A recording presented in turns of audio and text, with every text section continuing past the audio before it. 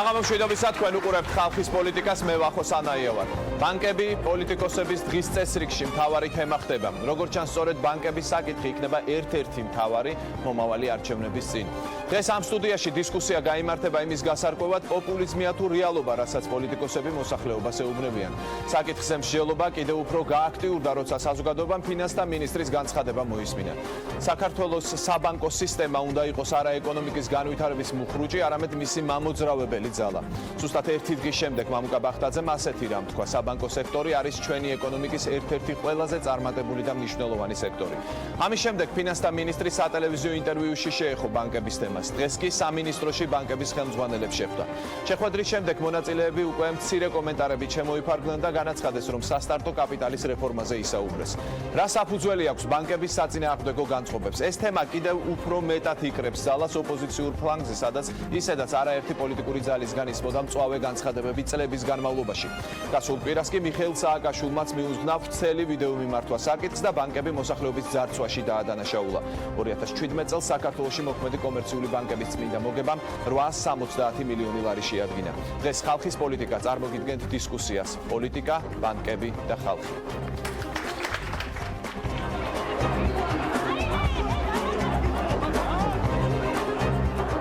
თემა, რომელიც მოსახლეობას განსაკუთრებულად აინტერესებს. დღეს საღამოს 8-ზე ხალხის პოლიტიკაში ფართო დისკუსია ბანკებზე. საქართველოში საბანკო პროცენტები არ ეგრეშ ყველაზე დაბალი. თუ გადავავლეთ სტატისტიკას, ეს პროცენტი მოდის ქვემოთ. ზოგადად ეკონომიკაში მე ვფიქრობ, რომ საბანკო სისტემა ცალსახად პოზიტიურ როლს თამაშობს. არის თუ არა საბანკო სექტორი საქართველოს ეკონომიკის მუხრუჭი? ფინანსთა მინისტრის ორი განცხადება ორ დღეში. ის საპროცენტო განაკვეთები, რაც დღეს საბანკო სისტემაშია, არ იძლევა შანს ბიზნესის დაწყების. საბანკო სისტემა არ უნდა იყოს ეკონომიკის განვითარების მუხრუჭი, არამედ ის უნდა იყოს ეკონომიკის მამოძრავებელი ძალა. საბანკო სექტორი არის ეკონომიკის ერთ-ერთი ყველაზე წარმატებული და მნიშვნელოვანი სექტორი. ბანკების კვირეული პოლიტიკოსების დღის წესრიგში. ბანკები ნამდვილად სწოდავენ ყველა იმ შემთხვევაში, როდესაც ბანკები არიან შეკრული სახელმწიფოსთან. როდესაც საუბარი არის საპროცენტო განაკვეთები არის თურმე ქვეყანაში მაღალი და ამის გამო ბანკები რაღაცა მუხრუჭის ფუნქციას ასრულებენ ეკონომიკისთვის, ეს უბრალოდ სასაცილოა. არსებობს ბერკეტი მთავრობის ხელში, რომ ამ საპროცენტო განაკვეთებმა ნელ-ნელა დაიწიოს დროთა განმავლობაში. ეს პირველ რიგში, რა თქმა უნდა, არის ეკონომიკური ზრდა. ამაზე უნდა იზრუნოს ფინანსთა მინისტრმა და საქართველოს მთავრობამ. ჩვენი ბანკები მომგებიანობით ტოპ 20-ში შედიან და ტოპ 10-ში მსოფლიოში. ამ წარმოგიდგენიათ, რომ საქართველოში ყველაზე მომგებიანი ბანკები ყავს მსოფლიო მასშტაბით. გახდება თუ არა ბანკების თემა პოლიტიკური პარტიების მთავარი წინასაარჩევნო გზავნილი. საქართველოში არ არიან ბანკები. ესენი არიან მევახშეები, კოლექტიური სოლომი მეჯღანოაშვილები და თანამედროვე ეპოქაში ეს სახელი და გვარი არის ბიძინა ივანიშვილი. ხალხის პოლიტიკაში: პოლიტიკა, ბანკები და ხალხი. ბანკი მოა გამოსასახლებლად, უგავა მოა. ქვეყანაში გაკეთებულია ყველაფერი. 100 მილიონი სამეიგე და იგეთ კისერზე. უბრალო ადამიანებს სისზე ვაფშე. დღეს საღამოს 8-ზე. მაშასე თქვენ უყურებთ ხალხის პოლიტიკას და ვსაუბრობთ ბანკების შესახებ. ჩვენ სტუდიაში არიან პოლიტიკოსებიც, ეკონომისტებიც, ასე რომ მათ მოსაზრებებს ჩვენ მოვისმენთ ჩვენი გადაცემის განმავლობაში. მე მინდა პირველი ბატონ მიხეილ დუნდუას ვთხოვო ჩვენთან ამოვიდეს, ეკონომისტს. ბატონ მიხეილ, თქვენ გამოირჩევით თქვენი მკვეთრი განცხადებებით ბანკების საქმიანობასთან დაკავშირებით. მოდით უთხრათ ჩვენს მაყურებელს, რა არის თქვენი მთავარი პრეტენზია კომერციული ბანკების მიმართ? დიდი მადლობა მოწვევისათვის. დიახ, ვეთანხმები განცხადებას, საბანკო სექტორი არ უნდა იყოს ეკონომიკის განვითარების მუხრუჭი, უნდა იყოს მისი ლოკომოტივი. არ უნდა იყოს ჭაბუვალიანობის დამძიმების ფაქტორი და უნდა იყოს მცირე საშუალო მეწარმეების განვითარების ძლიერი მექანიზმი. მთავარი რა პრეტენზიაც გვაქვს ჩვენ საბანკო სექტორის მიმართ, არის ის, რომ მიუხედავად საერთაშორისო დამკვიდრებული სტანდარტებისა, რომელიც გულისხმობს მცირე საშუალო მეწარმეობის განსაკუთრებულ მხარდაჭერას, სესხის მომსახურება შემოსავალთან ლიმიტების ამოქმედებას, რა არის მთავარი პრობლემა? მაგალითად, ადამიანს აქვს შემოსავალი 1000 ლარი და იღებს სესხს და უწევს სესხის მომსახურება ყოველთვიურად 800 ლარის ოდენობით, 700 ლარის ოდენობით, ანუ უმეტესი ნაწილი თავის შემოსავლისა მიემართება საბანკო სექტორის ამ შემთხვევაში თქვენ ფიქრობთ, რომ ბანკმა საერთოდ არ უნდა მისცეს სესხი ამ? არა, საერთაშორისო სტანდარტის მიხედვით შემოსავლის დადასტურების გარეშე სესხს გაცემა არ შეიძლება და თუ სესხს გაცემ, უნდა იყოს ის შემოსავლის ყოველთვიური მომსახურების მაჩვენებელი, ანუ გრაფიკი უნდა იყოს შემოსავლის 30% ეროვნულ ვალუტაში, ან 20% თუ უცხოურ ვალუტაშია გაცემული. ანუ თუ 1000 ლარი გაქვს შემოსავალი დაიღეთ ცესხი, თუნდაც მილიონი, 300 ლარზე მეტი არ უნდა იყოს ყოველთვიური სახტელი. რატო ჭაბუვალიანობა რაც წოდება?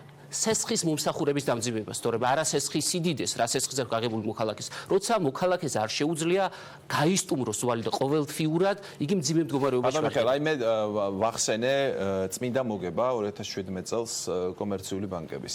ეს არაადეკვატურია თქვენი აზრით? აი მოვიყვანე სტატისტიკურ მონაცემს, ევრაზიის კონტინენტზე საქართველოს კომერციული ბანკების საბანკო სისტემა პირველ ადგილზე გავიდა მომგებიანობის მაჩვენებლით, მომგებიანობა კაპიტალზე 23.3% პირველ ადგილზეა სახელმწიფოთა შორის. მის გვერდით არის ზედ სახელმწიფოები, როგორიცაა მაგალითად სამხრეთ ოკეანეთის აზიური ქვეყნები, ლათინური ამერიკის და ჩამორჩენილი აფრიკული ქვეყნები. მსოფლიოს საუკეთესო 20-ში მე-15 და მე-17 პოზიციაზე მომგებიანობის ორივე მაჩვენებლით, ესაა რო ანუ მომგებიანობა შემოსავლიანობა აქტივებზე და შემოსავლიანობა კაპიტალზე. თქვენ ფიქრობთ, რომ ეს ასე არ უნდა იყოს წესით? მაშინ ჩდება მეორე შეკითხვა, რის ხარჯზე შეულობენ ბანკები ფულს? თუ გადაავლებთ თვალს საკრედიტო სტრუქტურას, ეს არის ძირითადად მოქალაქეების ხარჯზე და არა ბიზნეს სექტორის დაფინანსების ხარჯზე. მოქალაქეების ხარჯზე, რომელსაც არაადეკვატურად მაღალი სახტელის გადახდა უწევთ ყოველთვიურად ბანკის ვალის მომსახურებისათვის. საქართველოს პირველ ადგილზეა მსოფლიოში ბანკის ვალის მქონე მოსახლეობის სიჭარბით. ყოველ 1000 დასრულზე ადამიანზე დაახლოებით 750 თუ 711 აქვს ბანკის ვალი. ეს არის პირველ ადგილზე მსოფლიოში ამ მაჩვენებლით. და ასეთ პოზიციაზე ვიყავით ჩვენ წლების განმავლობაში 5 ეულში, აი ასეთ პოზიციებზე მოძრაობა. კი ბატონო, მოდი ცხვებსაც მივცეთ საშუალება, თქვენ კიდევ მოგეცემათ თქვენი აზრის გამოთქმისთვის დრო. ბატონ იაგო ხვიჩიას მინდა ვთხოვო ჩვენთან სტუდიაში. ის რა ლოგიკასაც ავითარებს ბატონ მიხეილი. თქვენ რაიმე ნაწილში მას ეთანხმებით თუ ფიქრობთ, რომ მცდარია მოსაზრება, რომელსაც ბატონ მიხეილი ამბობს?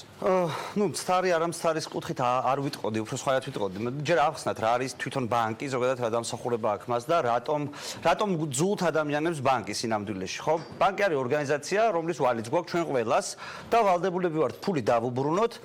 და თუ ფულს არ დავუბრუნებთ, მას აქვს იძულებით მექანიზმები, რომ ფული ძალით წაგვართვას. ასეთი ორგანიზაცია შეუძლებელია ნორმალურ ადამიანს უყვარდეს, ხო? ანუ ახლა ჩვენ ვენებს ვიხსნიდეთ, რომელიმე ბანკზე ამაზე ვგიჟდები, არაბუნებრივია, იმიტომ რომ ასეთი ტიპის ურთიერთობებშია ბანკი ზოგადად ადამიანებთან. თუმცა ამის მიუხედავად, აგერ ჩემი ოპონენტი ამბობდა წეგან, რომ უნდა გავამკაცროთ მაგალითად სესხის გაცემის ნაწილი, რომ ადამიანებს ბევრის გადახდა არ უწავდეთ. მე მინახავს ადამიანებს, მეც ამიღია კრედიტი, ჩემს მეგობრებსაც აუღიათ კრედიტი და კრედიტის აღების მომენტში უბედური ადამიანი არ მინახავს. ანუ ადამიანი, რომელიც ბანკს აგინებდა მაშინ, როდესაც კრედიტს აძლევდნენ, ამ მომენტში. მე ესეთი რამე არ მინახავს. როდესაც გადაუხდელობის ფაქტი დადგება, არავის არ მოწონს ფულის გადახდა. ცხადია, რომ ხშირ შემთხვევაში ადამიანებს არ შეუძლიათ ფიზიკურად ამ ქვეყანაში, იმიტომ რომ როგორი ქვეყანა გვაქვს, ვიცით, ეკონომიკურად ვალის გადახდა, ბანკებს აგინებენ. და ამას, ანუ აი ამ სიტუაციას ბანკების წინააღმდეგ ყოველთვის იყენებს სხვადასხვა პოლიტიკური ძალები. ჩვენ მაგალითად ბანკი ამის გამო არ გაგვიკრიტიკებია, რომ ფულს აკეთებდა. ჩვენ დავიწყეთ ამ ქვეყანაში ახლა ბოლო პერიოდში ბანკების კრიტიკა. მე აყვა ყველა პოლიტიკური ძალა. მაგრამ მე მინდა საზოგადოებამ სწორად გაიგოს თუ რა ნაწილში არის ბანკი გასაკრიტიკებელი, ხო? კრედიტის გაცემის ნაწილში და ფულის კეთების ნაწილში მე მგონია, რომ ბანკს არანაირი პრეტენზია არ შეიძლება გქონდეს, იმიტომ რომ ბანკის ერთადერთი ვალდებული, მორალური ვალდებულება მათ შორის არის ის, რომ მან ფული აკეთოს, ანუ იყოს ეფექტური იმ სექტორში, სადაც მოღვაწეობს და ზოგადად ეს ისეთი სექტორია, სადაც ეფექტურობა არის საჭირო და შექმნას უფრო მეტი დოვლათი, ხო, სინამდვილეში. მე გასცეს კრედიტები და ასე შემდეგ. პირიქით ეს ვალდებულებაა ბანკის, რომელსაც თუ კარგად ასრულებს, ძალიან კარგია. მაგრამ სადაც ჩვენ ბანკი შეიძლება ვაკრიტიკოთ, არის ის ნაწილი, როდესაც ის სახელმწიფოსთან არასწორი, არაპატიოსანი ურთიერთობით შეულობს ფულს. და ამას თავისინებით კი არ აკეთებს. ჩვენ საბანკო სფერო სინამდვილეში ვახო, ყველაზე მეტად გვაქვს რეგულირებული ამ ქვეყანაში. ამაზე რეგულირებული დარგი არ არსებობს და ამის მიუხედავად მარეგულირებელი, ანუ სახელმწიფო პრეტენზიით გამოდის ბანკთან თითქოს ის ცუდად მუშაობს და ახალი რეგულირებები უნდა დაუწეს. აი გარიგების ნაწილი სად არის? ხო, გაგეთქვით გარიგების ნაწილს. მაგალითად აი საპენსიო რეფორმა რო იყო ცოტა ხნის წინ. ყველა ბანკი სიმაღლის მიხედვით ხო დამწკრივდა, რომელიც მე მოვისახ, შეიძლება ვიღაცა გამომრჩა, მაგრამ დიდი ბანკები ხო დამწკრივდა და ხო თქვეს, რომ ფანტასტიკური პროექტია ეს და გიჟდებით ამაზეო. სინამდვილეში ცით რა ხდება? სინამდვილეში ხდება ის, რომ მილიარდობით თანხა უნდა გამოართვან საქართველოს მოქალაქეებს და შეინახონ ბანკებში. ბანკებმა ატრიალონ ეს თანხა 30 წლის განმავლობაში ისე რომ პატრონი მომკითხავი არ არის ქვეყანაზე 30 წლის განმავლობაში. უბრალოდ უფლებამოსილი სუბიექტი არ არსებობს, რომელიც ბანკში მივა და ამ ფულს გამოართვევს. 30 წლის მერე ხო ხვდებით? ანუ ყოველწლიურად $1 მილიარდ მეტია ბანკში მოქალაქეების ბანკში იძულებით ფორმატ თქვენ ამბობთ და აქედან მობილიზებული თანხა ყველაზე მეტად ხელს აძლევს კომერციულ. რა თქმა უნდა, მარტო ეს არა, ანუ გარდა ამისა მილიონი სხვადასხვა გადაკვეთები ჩვენ გვხვდება, სადაც ბანკები სარგებლობენ რეგულირებებით კონკრეტულად. მაგალითად ის რომ ჩვენ გვაქვს საშინელი რეგულირება, აი თქვენ ხო ბანკს ვერ გააკეთებთ. ამ დარბაზში მე არ მეგულება ადამიანი, ვისაც ბანკის გახსნის უფლება აქვს სინამდვილეში. იმ რეგულირებიდან გამომდინარე, რაც ქვეყანაში არსებობს. ანუ ფაქტობრივად ბანკებს აქვთ არაკონკურენტული გარემო იმ თვალსაზრისით, რომ ახალი ბანკების შექმნის პროცესი და მერე ყოველდღიური საქმიანობის პროცესი იმდენად არის რეგულირებული, რომ თქვენ რა მართლა გონიათ, რომ ნებისმიერ ბანკის დირექტორი, რომელიც მილიონერები არიან სინამდვილეში, ანუ დიდარი ხალხია და აქვთ თავისუფლება საკუთრებიდან გამომდინარე. აი, ხო ყველა გაჩუმებულია, გინახავთ რომელიმე ბანკის მართველი ან ბანკირი აკრიტიკებდა ხელისუფლებას. მაშინაც კი, როდესაც აი ფაქტობრივად ქვეყნის ღალატი დააბრალეს, ხო? რასაც არ იმსახურებდნენ. ეკონომიკის რაღაც შემაფერხებელი და ამავდროულად და ამავდროულად. ვინმე პასუხი გასცა? ვერ გასცემენ, იმიტომ რომ ეს სფერო ისეა რეგულირებული, როგორც კი ზედმეტ სიტყვის რომელიმე ბანკის წარმომადგენელი პრობლემა შეექმნება, ბანკსაც შეექმნება პრობლემა და შეექმნება თვითონ ამ პიროვნებასაც პრობლემა. ასე გვიჭირავს ეს სისტემა სინამდვილეში. კი ბატონო, დიდი მადლობა. ლევან ხაბეიშვილს მინდა ვთხოვოთ ჩვენთან.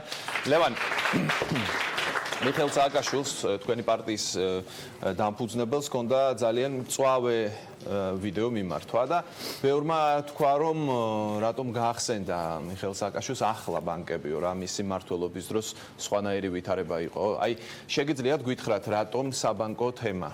პირველში მოგესალმებით მიმოსალმები მაყურებელს ძალიან მარტივად შემიძლია მარტივ ენაზე გითხრა ახლა რასთან გვაქვს საქმე ჩვენ ხა ამ წელს ბანკებზე კი არ ვსაუბრობთ იაგომ კარგად ახსნა და გაშალა ბანკს თავის ფუნქცია აქვს ბანკმა თავის საქმე უნდა აკეთოს როცა ნორმალურ ქვეყანაში ეს პროცესი არის ნორმალური ბანკებთან რა თქმა უნდა არ შეიძლება ამ მიმართულებით რაღაცა აგრესიული პოლიტიკა განახორციელო მაგრამ როცა საქმე გვაქვს ბიძინა ივანიშვილის პირად ბიზნეს ინტერესებთან მაშინ როცა ჩვენ ვხედავთ რომ ბაზარზე ფაქტობრივად დარჩენილია ბაზრის 90% ფაქტობრივად უჭირავს სამ ბანკს რომელთანაც პირდაპირ გარიგებაშია ბიძინა ივანიშვილი და კონკრეტულად შემიძლია ფაქტებით გითხრათ მათ შორის იგივე TBC ბანკთან დაკავშირებით ჩვენ ვიცით როგორ შეისყიდა იგივე ბიძინა ივანიშვილის პროგრეს ბანკი და რატომ შეაძენინა ეს საზოგადოებამაც კარგად იცის ბიძინა ივანიშვილი ამ ბანკს იყენებდა ფულის გასათეთრებლად მაშინ როცა ფაქტობრივად უსერიოზულეს პრობლემაში და ჩიხში იყო ბიძინა ივანიშვილი მაშინ მიყიდა კონკრეტული ბანკი TBC ბანკს რის გამო TBC ბანკს უნდა რესპუბლიკა ბანკის შეერთება რასაც არ აძლევდნენ ამ შემთხვევაში ბიძინა ივანიშვილმა თქვა რომ თუ ჭირდება რესპუბლიკა ბანკი კი ბატონო ოღონდ იყიდე ჩემი პროგრეს ბანკი რატომ იმიტომ რომ გასუფთავებულიყო ის პროგრეს ბანკი რომელშიც არაერთი დანაშაული აქვს ბიძინა ივანიშვილის ჩადენილი ამ ბანკის მეშვეობით და აუცილებლად იქნება ეს საქმეები თავის დროზე გამოძიებული ასევე თქვა ბაზის ბანკი რომელსაც ასევე უნდა და რესპუბლიკა ბანკის ყიდვა ეს ყველა ამ საქმეში შეხედულმა ადამიანმა კარგად იცის მაშინვე შესთავაზეს პროგრეს ბანკი ანუ რესპუბლიკა ბანკის ყიდვა თუ გინდა აუცილებლად უნდა შეისყიდო პროგრეს ბანკი რატომ იმიტომ რომ ბიძინა ივანიშვილს უნდა და ეს ბანკი ანუ გათეთრება იმის რაც მანამდე უკეთებია ამ ბანკის მეშვეობით ბაზის ბანკმა სხვათა შორის ამ გარიგებაზე თქვა უარი მარტო იმიზეს გამო როცა ნახა პროგრეს ბანკის ასე თქვა წარსული და მისი მაქინაციები უკაცრავად მაგრამ ეს ვალდებულება არ აიღო ასევე მოდი პირდაპირ თქვა ვახო როცა საუბარია ბანკების მოგებაზე ეს იქნებოდა ნორმალური და ადეკვატური იმ პირობებში როცა ეკონომიკა იზრდება როცა ადამიანებიც მდიდრდებიან ან შესაძლებლობა ეზრდებათ თუმცა ჩვენ როცა ვხედავთ რომ ამ ქვეყანაში მხოლოდ რამდენიმე ადამიანი მდიდრდება შეულოს მილიონებს მილიარდებს ადამიანები ღატაკდებიან და ამ დროს მდიდრდება ბიძინა ივანიშვილი მდიდრდებიან ბანკები მოდი პირდაპირ ერთი კონკრეტული ფაქტი მაქვს წამოღებული ბანკების ჩამონათვალში სადაც ეს წმინდა მოგებაა კი ბატონო ბიძინა ივანიშვილის ბანკ ქართუს უკავია მეოთხე ადგილი მანამდე არის კიდევ სამი სხვა ბანკი კი ბატონო მოდი ანუ რაში მდგომარეობს ეს ახლა თუ ვინმეს გონია რომ საქართველოში მათ შორის საბანკო სექტორში და ითქვა აქ ხო რომ ეხა ისინი დამოუკიდებლები ვერ არიან ძალიანაც რომ უნდოდენ და მათ შორის ყველა ხელისუფლებასთან ისინი არიან ხოლმე ანგარიშს ვალდებული და ამ შემთხვევაში მოდი პირდაპირ ვთქვათ რომ ეს რაღაცა კარტერული გარიგება შემდგარია ერთის მხრივ TBC ბანკი რომელზეც გითხარით რომ ფაქტობრივად დაეხმარა ფულის გათეთრებაში როცა პროგრესის ბანკი პროგრეს ბანკი იყიდა ისევე როგორც მაგალითად მე ასევე შეიერთა რესპუბლიკა ბანკი, ასე ხარკის სახით მიიღო ლაზიკა. ჩვენ ხო ვიცით ამ კარტერული გარიგებების შესახებ. Liberty Bank-ში შედის ახლა პატარკაციშვილების ოჯახის კასირი რუხაძე, რომელიც ასევე ცნობილია, რომ ქართულ ბანკი და Liberty Bank-ი ძალიან მალე ალბათ გაერთიანდება და ამ ჰოლდინგსაც, ანუ ასე ვთქვათ, ამ გაერთიანებასაც მალე ვნახავთ და არის მესამე ბანკი საქართველოში ბაზარზე, ასე ვთქვათ, საქართველოს ბანკი. მოსახლეობისთვის არაფერი არ იცვლება, ვახო პირიქით ადამიანებს კიდევ უფრო უჭირთ სამაგიეროდ დიდრდებიან ეს ადამიანები. ეხლა საპროცენტო განაკვეთზე როცა საუბრობთ, თქვენ თქვით მაგალითად და მკითხეთ, რომ იცით რა მიხეილ სააკაშვილის დროს რა არ იყო ასე. მოდი პირდაპირ ვთქვათ, რომ ამ მიმართულებით, როცა საუბარია მაგალითად წინა ხელისუფლებაზე, პირდაპირ ვთქვათ, რომ მაშინ იყო ეკონომიკურის და მაშინ იყო პენსიების და მაშინ იყო ხელფასების და ახლა თუ ვინმე მეტყვის არგუმენტად, რომ აი ბანკების მოგება იმიტომ იზრდება და იმიტომ გამდიდრდნენ ბანკები, რომ მოსახლეობაში შემოსავალმა მოიმატა, გაიზარდა პენსია, გაიზარდა ხელფასები, მათ შორის მაგალითად მოემატათ პოლიციელებს, ჯარისკაცებს. ამ შემთხვევაში, რა თქმა უნდა, აუგის სათქმელი არავის არაფერი არ ექნებათ, მაგრამ როცა ადამიანი გატაკდებიან 10 ლარით პენსია არ იზრდება, ეკონომიკა არ იზრდება. ხალხი ვალებში იხდება. ხელს უწყობენ მოსახლეობის გაღატაკებას. ბანკები არა, კიდე გეუბნებათ, საბანკო სექტორზე არ გვაქვს საუბარი. არ გვაქვს მაფიოზურ, კლანურ მაფიოზურ მართლობაზე. კლანურ მაფიოზურ მართლობაზე საუბრობ, რომელსაც სათავეში უდგას ბიძინა ივანიშვილი. ამ ყველაფრის სათავე არის ბიძინა ივანიშვილი. ხა თუ ვინმეს გონია რომ მათ გარეშე ეხლა რა არის სხვათა შორის აგერ პატრიციული საუბრობდა და მე ვიცი ამ ადამიანის დამოკიდებულებების სახელმწიფო პარტიის მიმართ. ეხლა ხელისუფლება თიც იშვერს ბანკებისკენ, რომ თურმე აი ეხლა აი ბანკების ბრალია ყველაფერი. ბანკებად და არა მინისტრმა მათ შორის. ბანკების რეალური ხელმძღვანელი როგორც თქვენ ამბობთ ივანიშვილია, ხელისუფლება ხელს იქნებს ბანკების ანუ რას ნიშნავს? აი ხო გვაინტერესებს რატომ? ნახეთ ბახტაძე გამოვიდა და თქვა რომ აიო ბანკებიო ჩვენო ეკონომიკაშიო ხელს გვიშლიანო. ეხლა ფინანსთა მინისტრი ახლა ვინმე კი არ საუბრობდა ექსპერტი ან არასამთავრობო ორგანიზაციის წარმომადგენელი, საუბრობდა მინისტრი რომელსაც თავადვე ევალება მის გუნდთან ერთად ეკონომიკური პოლიტიკის და ამ პოლიტიკის გატარება ქვეყანაში. ნახეთ იმ წამსვე დაიწყეს საუბარი იმაზე რომ 300 მილიონი თურმე უნდა გამოიყოს ბიუჯეტიდან იაფის სესხის ასე ვთქვათ სახელით, რომელსაც თურმე დაურიგებენ ხალხს, იმიტომ რომ ბანკებიო ცუდები არიან, თავისივე შექმნის სისტემაზე ამბობენ, რომელიც შექმნა ბიძინა ივანიშვილმა, ბახტაძესთან და მის ასე ვთქვათ, ეს ყველა ხო ქართულ თანამშრომელი იყო ნახევარზე დაწყებული ქუმსიშვილიდან, ახლა ეს ახალს რამეს ხო არ ვამბობ. ყველა არის ბიძინა ივანიშვილის პირადი ბანკი. ძალიან მოკლედ ვთქვი და ახლა რა უნდათ, ნახე როცა საუბარია ბიუჯეტიდან 300 მილიონი ლარის გამოყოფაზე. ის ახლობლები, ბიძაშვილები, ნათესავები, ძმაკაცები, მეგობრები, ვინც აქამდე ვერ დააფინანსეს, ახლა დამატებით უნდათ 300 მილიონი აიღონ ბიუჯეტი და თურმე იაფის სესხის სახელით მათ შორის საკუთარ ახლობლებს დაურიგონ ეს ახლა. საპროცენტო განაკვეთზე ერთი ქვითარი წამოვიდე კონკრეტული მაგალითისთვის არის პენსიონერის ქვითარი თუ როგორ ახდევინებენ 44%-ს აქ წერია და ეს ქვითარი შეგიძლია რომ რაღაც ოპონენტებსაც მათ შორის ვისაც სხვა აზრი აქვს ფაქტობრივად აღრჩობენ ჩვენს მოქალაქეებს ხო? ეფექტური საპროცენტო განაკვეთი 44%. ეს არის პენსიო ხო? ეს არის პენსიონერის ასე ვთქვათ საპროცენტო განაკვეთი. კარგი, დიდი მადლობა ბატონ ბენო. მობრძანდით ბენო ქაშაკაშვილი. პრეტენზიები თქვა განსხვავებულ მოსაზრებებზე არიან ბატონი ლევანი და ბატონი მიხელი, მაგრამ პრეტენზიები ბანკების კი გექნებათ საშუალება ბანკების მისამართით ითქვა. მე თქვენი აზრი მაინტერესებს საბანკო სექტორის მუშაობასთან დაკავშირებით. ის რაც გესმით პოლიტიკოსებისგან არის თუ არა, რა არის აქ რეალობა და რა შეიძლება იყოს მითი თქვენი აზრით? დიდი მადლობა მოწვევისათვის. აქტუალური თემა, ნამდვილად სიამოვნებით მივიღე ეს მოწვევა. მირჩევნია ესეთი თემა, ვიდრე რაღაც პოლიტიკური განცხადებების გაკეთება, იმიტომ რომ ჩემთან ახლოს არის. ყველა ის ბანკი, რომელიც დასახელებული იყოს თითქმის 3-4 ბანკის კრედიტორი კლიენტი ყოფილი ვარ და დღესაც ბანკით არსებობს, თუ არსებობს რაღაც ის მცირე ბიზნესი, რომელსაც მართავ. ხვიჩა იაგოს მაპატი იაგოს დავეთანხმები რომ როდესაც კრედიტს ვიღებ ყოველთვის გახარებული ვარ, კარგია კრედიტი რომ ავიღე, დაბრუნების დროს ყოველთვის ტკივნეულია და რაღაც გულდაწყვეტა ყოველთვის მქონია მიუხედავად იმისა რომ მადლიერი ვარ ყველა იმ ბანკის რომელიც დამიდგა მე იმ მომენტში როდესაც მე ეს მჭირდებოდა. შემდეგ როდესაც გადავხედე ჩემს ნამუშევარს გული მწყდება რომ ესე მგონია რომ ბევრს ვიხდი და ამიტომ ვეძებ საუკეთესო გამოსავალს. რაც შეეხება ფინანსთა მინისტრის განცხადებას, მე ის პირადად არ მომისმენია, მაგრამ მე შემიძლია გითხრათ, რომ ის კონტექსტი დაახლოებით ნახევარგვერდიანია გრძელდებოდა ესე, როდესაც ფინანსთა მინისტრის პირველი განცხადება იყო გაკეთებული. ციტირებ, ამ გარემოებიდან გამომდინარე მივიღე გადაწყვეტილება, რომ დავიწყოთ ყველაზე მასშტაბური რეფორმა ჩვენს ეკონომიკაში, რაც კი ოდესმე განხორციელება. მას ეწოდება სასტარტო კაპიტალით უზრუნველყოფის რეფორმა. ხოლო მეორე დღეს იგივე კონტექსტი გაგრძელებული იყო, რომ სიღარიბის დამარცხება გადის მცირე და საშუალო ბიზნესის წარმატებაზე და წახალისებაზე. დარწმუნებული ვარ, რომ ერთობლივი ძალისხმევით ბანკებთან ჩვენ შეძლებთ და მე მოყვა რაღაც შეხვედრა. ესე რომ ვთქვათ, ფინანსთა მინისტრს აქვს საკმაოდ ძლიერი სახელმწიფო ბერკეტი, მაგრამ პირდაპირ დაუყენო მოთხოვო ბანკს, რომ შენ ვალდებული ხარ დააფინანსო რომელიმე კომპანიის ან წაახალისო, ამას უბრალოდ ბანკირები ქველმოქმედებას ეძახიან, ხოლო სახელმწიფო გადასახედის კუთხით ეს არის თანადგომა. არ ვიცი, რამდენი მილიონი გამოიყოფა, მაგრამ თუ გამოიყოფა 330 თუ 10, მე ძალიან მომხრევა. მე სტარტაპებშიდაც მემიღია მონაწილეობა 2 წლის წინ და ვთვლი, რომ ძალიან კარგი პროექტი დავწერე, მაგრამ აი ესეთმა ვიღაც ახალგაზრდებმა მომიგეს, ჩემ და გასაოცრად რა, ალალი იყოს, მაგრამ მე მგონია, რომ მე უკეთესი ვარიანტი შევთავაზე. ამიტომ, როდესაც არის ფული, იქ არის ინტრიგაც, გულდაწყვეტაც და ყოველთვის ვიღაცა იმარჯვებს. რაც შეეხება, აი აქ პირველად გავიგე და მეც არ ვიცოდი, თქვენ თქვით, წმინდა მოგება 870 მილიონი დოლარია. წარმოიდგინეთ, ეს 20 ბანკზეა დაახლოებით გადანაწილებული. 19-20 ბანკზე საქართველოში.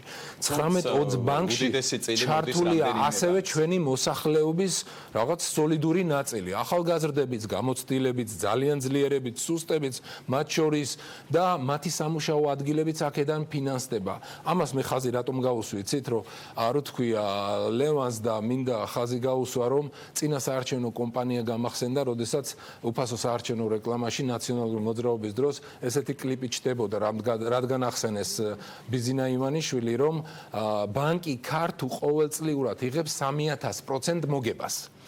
შეიძლება ხა დღეს ალბათ თქვენთვის ეს სასაცილოა, მაგრამ ეს კლიპი გრძელდებოდა რაღაც თვის განმავლობაში. 3000% მოგება, თქვენ რომ გითხრათ, მინიმალური კაპიტალით რო ავიღოთ და მისთვის ეს კაპიტალი თქვათ 1 მილიარდი, ხო, ძალიან მინიმალურია, დაახლოებით არის რო გადაამრავლოთ 30 მილიარდი. თუ გავამრავლებთ ამ 10 წელიწადზე, გამოდის 300 მილიარდი.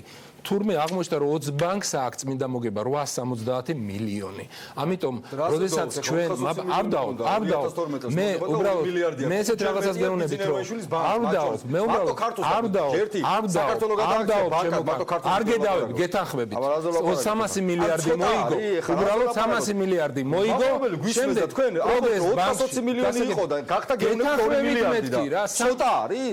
300 მილიარდი მოიგო მეთქი, მინდა გითხრათ, არ მინდა. დაობა დღეს არაფერზე არ მინდა. 300 მილიარდი მოიგო, აღმოჩნდა, რომ მეოთხე ადგილზე გავიდა ეს ბანკი, შემდეგ დაახლოებით 299 მილიარდი, ალბათ პროგრეს ბანკმა თუ რაღაცა იყიდაო, ვინ იყიდა, ვერ გეტყვით, მაგრამ ერთი რამე შემიძლია გითხრათ, რომ ალბათ ეს პოლიტიკა, რომელსაც დღეს დაიწყო თუ დღეს განიხილავს ხელისუფლება ფინანსთა მინისტრის ინიციატივით, დროულია. რატო აქამდე არა?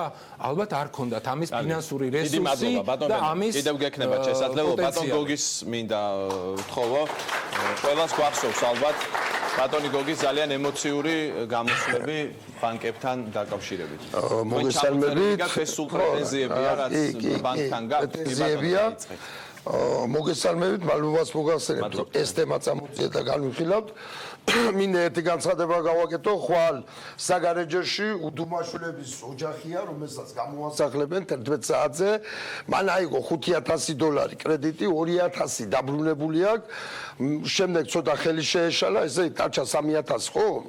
დასაბრუნებელი და ხელი შეეშალა და ამ წუთას მევაშე გრიგოლიანი იური გრიგოლიანი საგარეჯოში გთხოვს $20,000. მისმა მეგობრებმა როცა ეს გავიგეთ რაღაცნაირად $10,000-მდე შევაკოწიწეთ, ვაძლევთ $3,000-ში. ფეხებს აფიჩინებს $20,000 მინდა. აი გთხოვთ ხვალ ტელევიზიებს ჩამოვბრძანდეთ საგარეჯოში 11 საათზე. გააჩუქოთ. გეუბნებით. უდუმაშვილი ეს არ არის ბანკი, ანუ არის რა მნიშვნელობა აქვს? მე სახელმწიფო პოლიტიკაზე მინდა საერთოდ ვთქვა. თან უდუმაშვილი არის საწოლში ჩაწოლილი ავადყოფი, არის 2 მცირეწლოვანი ბავშვი და კი ბატონო გამოასახლოთ. ახლა მე მინდა ერთი რაღაცას გავუსვა ხაზი. როდესაც პუტინმა 2008 წელს ოკუპაცია გაუკეთა საქართველოს, 30000 ოჯახი გამოყარა იქიდან. 30000 ოჯახი. 75000 აწუთას ელოდება გასახლებას. გამოსახლებას იუსტიციის სამინისტროს ცნობით 75000 ოჯახი ელოდება წელს გამოსახლებას. წელს კი არა. ამ თვეში, იმ თვეში, ორ კვირაში, ერთ კვირაში, ერთ დღეში. ახლა რა გამოასახლებ? მაგაზია ვლაპარაკობ. 603 ადამიანი დაიღუპა აგვისტოს ომის დროს. მშვიდობიან, მოქალაქეა, ჯარისკაციან. 1000 კაცამდე მე ვიცი, მყარია გამოსახლების შემდეგ. იმ ფაქტით, თვითმკვლელობით და უბედურობებით. 1000 ადამიანამდეა მყარი. 600 მოკვდა აგვისტოს ომის დროს. ეს სტატისტიკა მე ვაგეული, ამოწერილია და დაამოწერ. 150000 ტოლმილი. გაჩნდა აგვისტოს ომის შემდეგ 150000 ტოლმილი. ნახევარი მილიონზე მეტი არის გასული. მაგრამ ბანკების გადამკიდე, ვალების გადამკიდე ნახევარი მილიონი არის გასული ამ წუთას ემიგრაციაში ამ 4 წლის და 5 წლის განმავლობაში. და მე აღარ მკითხულობ. ეს რიცხვები მე გადამოწვოთ მეგონა შესვენება ხო გვექნება? კი, მაგრამ ვინ რამდენი არის გასული ბანკის გამოყენების ახლა მითხრას ქართველმა ერმა და მე ვამბობ ასე. ნომერ პირველი მტერი ამ საქართველოსი არის ბანკები, მიკროსაფინანსოები და ეს მევახშები და ნომერ მეორე მტერია პუტინი და რუსეთი. რამე თუ რიცხოვნობით რა ზიანი პუტინმა მოგვაყენა, 10 მოდი მოგვაყენა ამგენმა. აი, არ გავაგზავნოთ. აი საქართველოს ბანკს 200 მილიონის უძრავი ქონება 2017 წელს აიღო საქართველოს ბანკა 200 მილიონის უძრავი ქონება და მინდა ერთი რაღაც მოგიყვეთ 95-96 წელს ქუთაისში ვიყავ მუნიციპალიტეტში ერთ მუნიციპალიტეტში და მაშინ უჭირდათ მოსახლეობას და ამერიკული ორგანიზაცია იყო შემოსული ჰუმანური თვითებით ჩვენთან მოდიოდნენ ჩვენ ვაძლევდით გაჭირვებულების მისამართებს და ისინი მიდიოდნენ თვითონ არიდებდნენ. მეორე დღეს რომ მოვიდა, აი პირველად თუ გავიდნენ და მეორე დღეს შემოვიდნენ, ამერიკელებს ჰქონდათ პირი დამჩენილი. როგორო? აქ ყველა სახლია ხო? იგიო, ყველა მისი ქონებაო. ამიტომ ამერიკაში არ არსებობს. როგორ კერძო საკუთრება ყველა სამგესოსაც მივედითო? გამიგეთ? ესე იგი, როდესაც დავიწყეთ ეს უბედურობა, როდესაც მივეცით უფლება რამდენიც უნდა იმ პროცენტიანი გაცეთ, ყველა მოქალაქეს სახლი ჰქონდა, თავის საკუთარი სახლი ჰქონდა. ნუ ახლა მოსაკლების რანაწილი ერთი უსაკარო დაჩენილი. ბატონ ბენო, ნახეთ, ძალიან მკვეთრი გამოსვლა აქვს ბატონ გოგის და ნომერ პირველ მტრად დაასახელა ბანკები. აი, თქვენი კონტრარგუმენტი რა არის? მე შემიძლია გითხრათ, რომ მე მაქვს რეცეპტი თუ გნებავთ ბანკები ჩაყარეთ იგივე მდგომარეობაში, როგორც თქვათ დაზარალებული ოჯახი. ამისათვის ჩვენ ყველამ, აი თქვენ ხო თქვით, რომ საქართველოს 1000 კაცზე დაახლოებით 800 ადამიანს კრედიტი აქვს.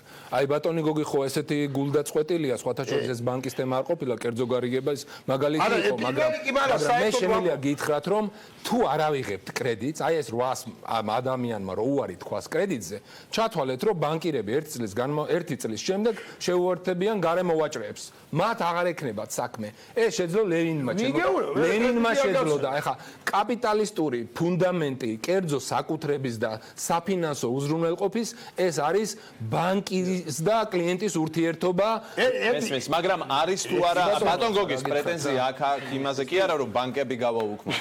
სამართლიანია თუ არა ეს მან კარგად თქვა ბატონმა მიხეილმა რომ საერთაშორისო სტანდარტი არსებობს ბანკირები დღევანდელ დღეს საქართველოში სარგებლობენ ამ უფლებით და შემოსავლის გარეშე არ გასცემენ სესხებს. ხო სწორად გავიგე. ბატონ მიხეილ, დიახ. გაგიდასტურებთ, უბრალოდ მინდა აღნიშნო ეს მომენტი, სწორედ ეს არის პრობლემა. ჩვენ როდესაც ვამბობ ჭარბვალიანობაზე, ჭარბვალიანობა, როგორც მძიმე წნეხი წარმოიქმნება მაშინ, როცა ყოველთვიური სახელი არის შემოსავლის არაადეკვატური. როცა შემოსავლის დადასტურების გარეშე გაიცემა სესხი და დამერწმუნეთ 1000 კაციდან 800 კაცს სესხს ვერ აიღებდა, შემოსავლის დადასტურება რო ქნოდა. ისეთი მძიმე არ ექნებოდა. სესხს აიღებდა, მაგრამ შემოსავლის დადასტურების გარეშე სესხის აღება, გაცემა და თან ისეთი პროპორციით გასცემენ თქვენ. რა თქმა უნდა, ღიას არეკლამო. დიახ. მაგალითად საქართველოს ბანკი უძრავი ქონების ლომბარდი ყოველგვარი შემოსავლის დადასტურების გარეშე გაიცემა სესხი ქონდებით უზრუნველყოფით. დაახლოებით 24%-ია წლით, ძალიან მაღალი პროცენტი. თავაზობთ სესხ შემოსავლის დადასტურების გარეშე Liberty Bank-ის კამპანია და ასე შემდეგ და ასე შემდეგ. მე მინდა ცოტა დრო მჭირდება იმისაც რომ კარგად ახსნა 2008 წლის სოფლიო კრიზისის დროს სოფლიოში დამკვიდრდა ეს ნორმა, რომ შემოსავლის უმცირესი ნაწილი უნდა იყოს საბანკო მომსახურებისათვის ყოველთვიური. საქართველოს სწორედ 2008 წლიდან შემოვიდა ნორმა, როცა ბანკებს ეს პრობლემა მოეხსნათ და დაიწყეს ინტენსიურად შემოსავლის დადასტურების გარეშე არაადეკვატური სესხების გაცემა. რას უკავშირდებოდა? უკავშირდებოდა რეჟიმს, სახელმწიფო რეკეტს, დაახსნი რატომაც, სახელმწიფო რეკეტის დამრტყმელი ძალა გახდა მაშინ საბანკო სექტორი, მნიშვნელოვანი ნაწილი. მე კარგად შეგახსენებთ ისეთ кейსებს, ასობით რომ არის. მაგალითად, ეგრეთ წოდებული ფულის შეწერის დროს, რეკეტის დროს ეუბნებოდნენ პირს, მოქალაქეს, მეწარმეს, შენ მოიტან რამდენიმე 100.000 ლარს, მოიტან რამდენიმე მილიონს. მე ფული არ მაქვს, არა, პრობლემა წადიან ბანკში, ამ მისამართზე ეს კრედიტ ოფიცერი მოგცემ შენ ამ თანხას. მიდიოდა, იღებდა დებდა სანაცვლოდ თელების ყოდება. ეს წარსულში იყო. ეს ხო არა გვაქვს. ერთი წუთით ახსნი. როგორ გეკადრება? თქვენ ჭირიმე. ახსნი და დავასრულებ. დებდა თელ თავის ქონებას, თელი სანათესაოს ქონებას და შემდგომ ბანკი უფლებდა თუ კი სესხს ვერ გაისტუმრებდა. აქედან დამკვიდრდა თქო ის პრაქტიკა. აქედან იწყებს დამკვიდრდა რას ნიშნავს? ანუ ეს პრაქტიკა ახლაც მუშაობს. არა, რეკეტის ნაწილში არ გეუბნები. რეკეტის ნაწილში არა. შემოსავლის დადასტურების გარეშე სესხის გაცემა ეროვნულ ბანკმა ააგრძალა 2016 წლის ბოლოს.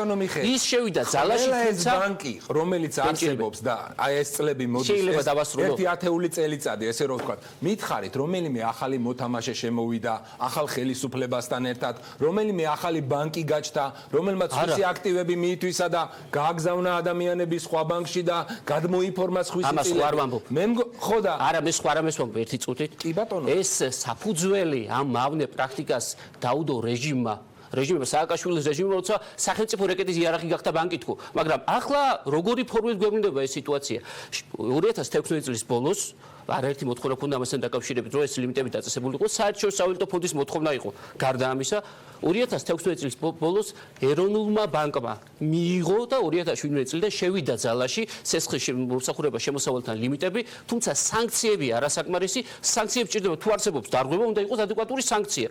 შეიძლება დაარღვიოს ბანკმა ნორმატიული აქტი, მაგრამ თუ სასჯელი არ არსებობს ამასთან დაკავშირებით, ის ყოველთვის დაარღვევს. ამის გაკეთება სანქცია. ძალიან გაბედული ნაბიჯი გააკეთა. კი ბატონო, მაგრამ ჭირდება სანქციების ნაჭრის გაცემა. ვიცე-პრეზიდენტ თხოვ მოგზანდეს ჩვენთან. ბატონ მიხელთან, ხდება ერთი რეპლიკა, ანუ წეღან პრეტენზია. მაშინ მეც მოვიცით საშუალება უბასო. კი ბატონო, ანუ პრეტენზია იყო ის, რომ სესხებს გაცემენ ბანკები მარტივად შემოსავლის დადასტურების გარეშე და არ უნდა გასცენ.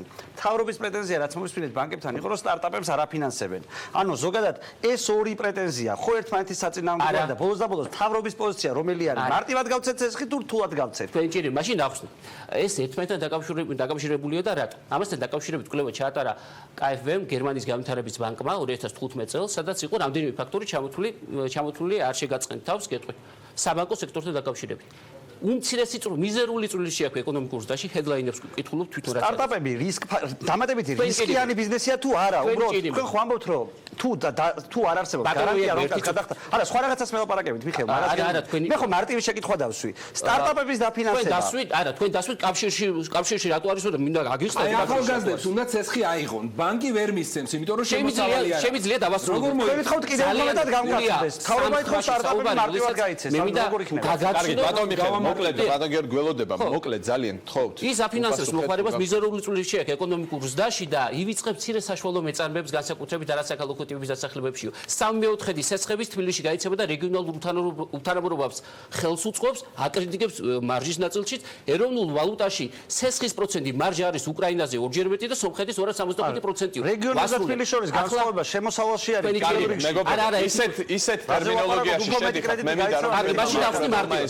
მაშინ ახსნი მაგალითად მარტივად აგიხსნით. თქვენ გინდათ, თქვენ გაქვთ ბიზნეს იდეა, ხართ მცირე მეწარმე, საშუალო მეწარმე, გაქვთ ბიზნეს იდეა და გინდათ 10%-იანი სესხის აღება. ბანკ შეუძლია თქვენ მოგცეთ 10%-იანი სესხი, მაგრამ რატო მოგცეთ თქვენ 10%-იანი სესხი თუ 1000 კაცი დგას რიგში, რომელიც თანახმა 30%-იანი სესხი აიღოს შემოსავლის დადასტურების გარეშე. თუ კი იქნება რეგულაცია და არაკვალიფიციური მოთხოვნისგან განთავისუფლება მოთხოვნა, მაშინ ჩამოყალიბდება საბაზრო სამართლის მას უნდა რომ დაიწყოს ბიზნესი. ბანკი ვერ მისცემს, მას არ აქვს შემოსავალი. როგორ მოიქცეს?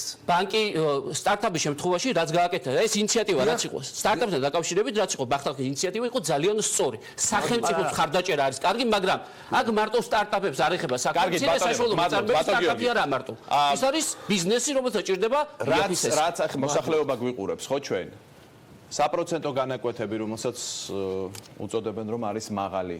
გამოსახლებების თემა ახსენა ბატონმა გოგიმ. სად არის აქ რეალობა და მითი?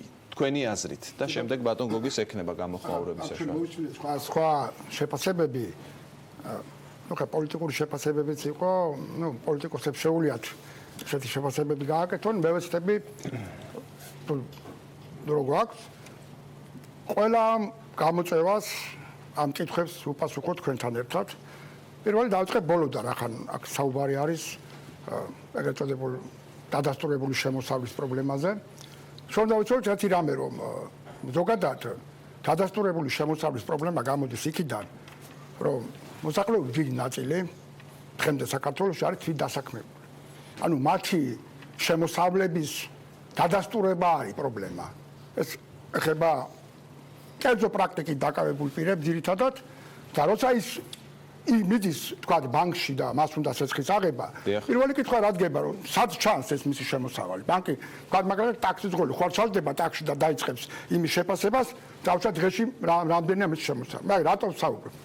პრობლემა იმაშია, რომ დღემდე ზოგადად ეს რეფორმა მინდა ახსნა, რომელიც ახლაც მიმდინარეობს, თქვა, რომ ძალიან მნიშვნელოვანი და ჩვენ ნახავთ შედეგებს ძალიან მალე ამ რეფორმის. პირველი რა არის?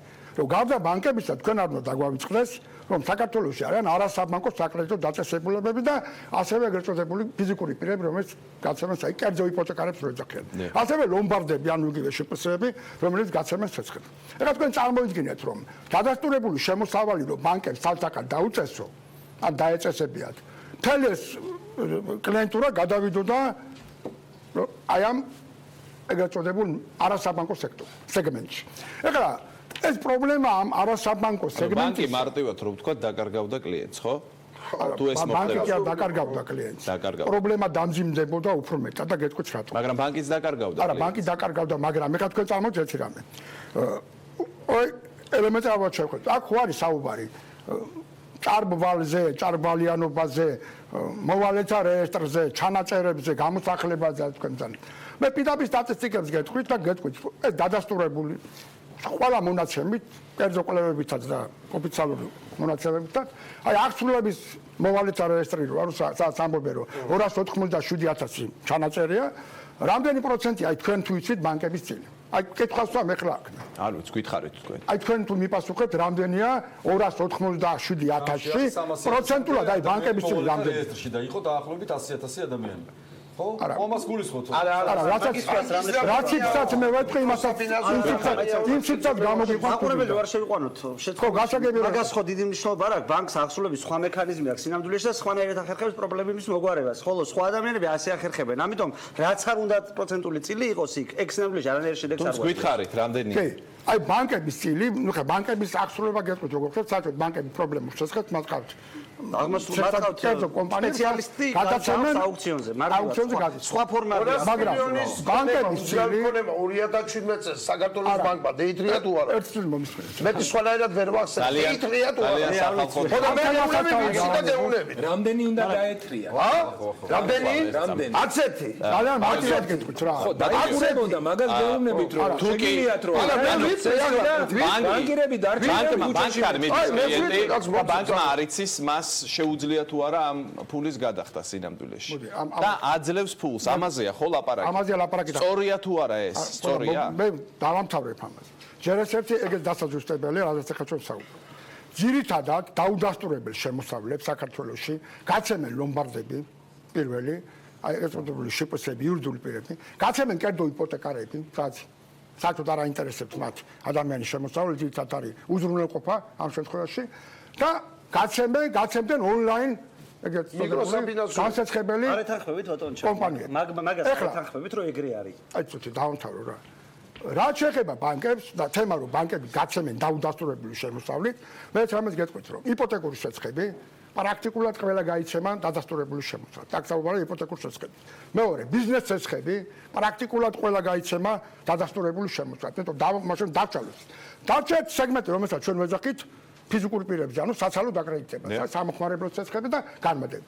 ეხლა ძირითადად ბანკები რო გაცემენ, როცა ვიძახით ჩვენ დადასტურებული შემოსავლა, რას ნიშნავს? ეს არის ამონაწერი ბანკიდან, ბრუნვა, რამდენი აქვს ხელფასი, ან რამდენი აქვს შენატანი. ხო შეიძლება ხელფასი აქვს და თავის შენატანები ქონდეს. შეიძლება იყოს ფულადი გზამბილები, სადაც მასერიცხება. ანუ უნდა ფიქსირდებოდეს უბრალოდ. ამიტომ ვამბობ, ჯერ ესეთი პირველი დაუდასტურებული შემოსავლებს და შესაბამისად წარგვალიანობას ამაზეა მიბმული, ან დაუდასტურებული შემოსავლები ქმნის იმ წამვალიანობის პრობლემას, ყველაზე დაბალი არის ბანკებში და 80% არის არასაბანკო საკრედიტო სექტორი. გასაგები, ბატონ გოგი, მიიღეთ პასუხი თქვენ პრეტენზიებზე, შეკითხვებზე, რაც გქონდათ. აი ბატონ გიორგის კიდევ გექნება შესაძლებლობა. გექნება, მაგრამ დავასრულებ ამ ნაწილს და კიდევ სხვა თემებზეც მინდა ვისაუბროთ. რაც შეეხება, აი მე როგორ წაგანგითხეთ, რამდენი პროცენტია თქო, ბანკების ხვედრითი წილი ყველა სტატისტიკას რო თავი დავანებოთ, მარტო პრობლემური შეცხები რო ავიღოთ ბანკებში რამდენია და საკრედიტო პორტფელთან ისეთი შევაფარდოთ და ავიღოთ $10,000 ერთ შეცხებაზე გაცემული, გამოდის დაახლოებით 11-12%. კარგით, ბატონო. ეს შეგვიძლია სტატისტიკურადაც. კარგით, ბატონ გოგის მოусმინოთ და შევეცვლებით. უკაცრავ მე ვერ გავიგე უბრალოდ რა 11-12%-ია, რისით 11-12%-ია, რა პროცენტზე მესაუბრეთ? აი 287,000 ადამიანი რო ავიღოთ ჩვენ. სად? პოტენციურად, აი მოვალეთა რეესში არის 287,000 ჯანმრთელი. მაგას ხო გიპასუხეთ, თქვენ უბრალოდ აღსრულების სხვა მექანიზმები გაქვთ, ანუ უბრალოდ არა, გასაგებია, მაგრამ წილობრივად 12% გამოვა მაგ შემთხვევაში. გასაგებია უბრალოდ არ შეიძლება ეს სტატისტიკა რამეს გვაქვს. აი კი, მაგრამ ახლა ორხმა შუარი სიმღერა შემიძლია და მე მინდა ერთი რაღაცის მოყოლა, ჯეოკაპიტალი არის ასეთი და მქონდა იქ კრედიტი. ჯეოკაპიტალი ბანკი არ აქვს. არა, ვიცი, იგია საფინანსო, მაგრამ აი ქენი რო შემეხმიან, ახლა გამახსენდა თქვენ ზემიდო და პასუხი. თქვენი მთელი გამოსვლით ცდილობდით ბანკებისთვის ეგეცილებია დარტყმა და მეტი დარტყმა წამოსულიყო მიკროსაფინანსოებზე და კერძო მევაშეებზე. მე მგონია დავემოწმებთ, ხო? ასე იყო მთელი მის. არა, ამ ბოდიშ თქვენი სახელი რეალობა ეს. ხო, არა, თქვენი სახელი ბოდიშ თქვენ არ გაიგოთ რომ მე რაღაცას ეგრევ. ბატონო გიორგი, თქვენი საუბარი იყო მთლიანად ამისკენ მიმართული. არა, მე გეტყვი კონკურენტები არის. დამაცალე, გაფიცებ ზოგოს. გამაცალე ცუდას. მე გეუბნებით, როდესაც ზუსტად მაგ პრობლემა შეექმნა ბანკებს, ჯერიმას დავამთავრებთ, ხო და ჯეოკაპიტალში ვარ და უფროს ველაპარაკები რაღაცა და თან დავამიდიოდა არა ჩემს, მე ვისტუმრეთ, მაგრამ მე ერთ ადამიანთან იმასა ვარ, მიყოლილი და ვეუბნებით ამას მოდი რაკენი იცი შოუწყო ხელი ახლა უნდა პატარა ხელი შეწყობა და გადარჩება და გაგისტუმრებს ხო თორე ამნაირებს ოღუპავ ამ ადამიანებს უყველას რომ გამეგელევათ მე სესხებელი აღარ დარჩება ამ ქვეყანაში და ვიზე გაასესხებთ ბოლოს ასაგებია ბატონო გიორგი მისი პასუხი მე რაო ლიბანში წავედი გადაგავსნითო რა პრობლემა ამეილიეთო ესე იგი აქ მიდგომა არის თავადი მათი ამოცანა ის კი არა ადამიანებს მოდი ბანკის დამამთავრები რატო ვერ მაჯობებ ხმაში ვერ მაჯობებ აბა დამამთავრები ნამდვილად ვერ გაჯობებ ხო აბა გაჯერდი მაშინ კაცო მე შემეკაჭერდი არ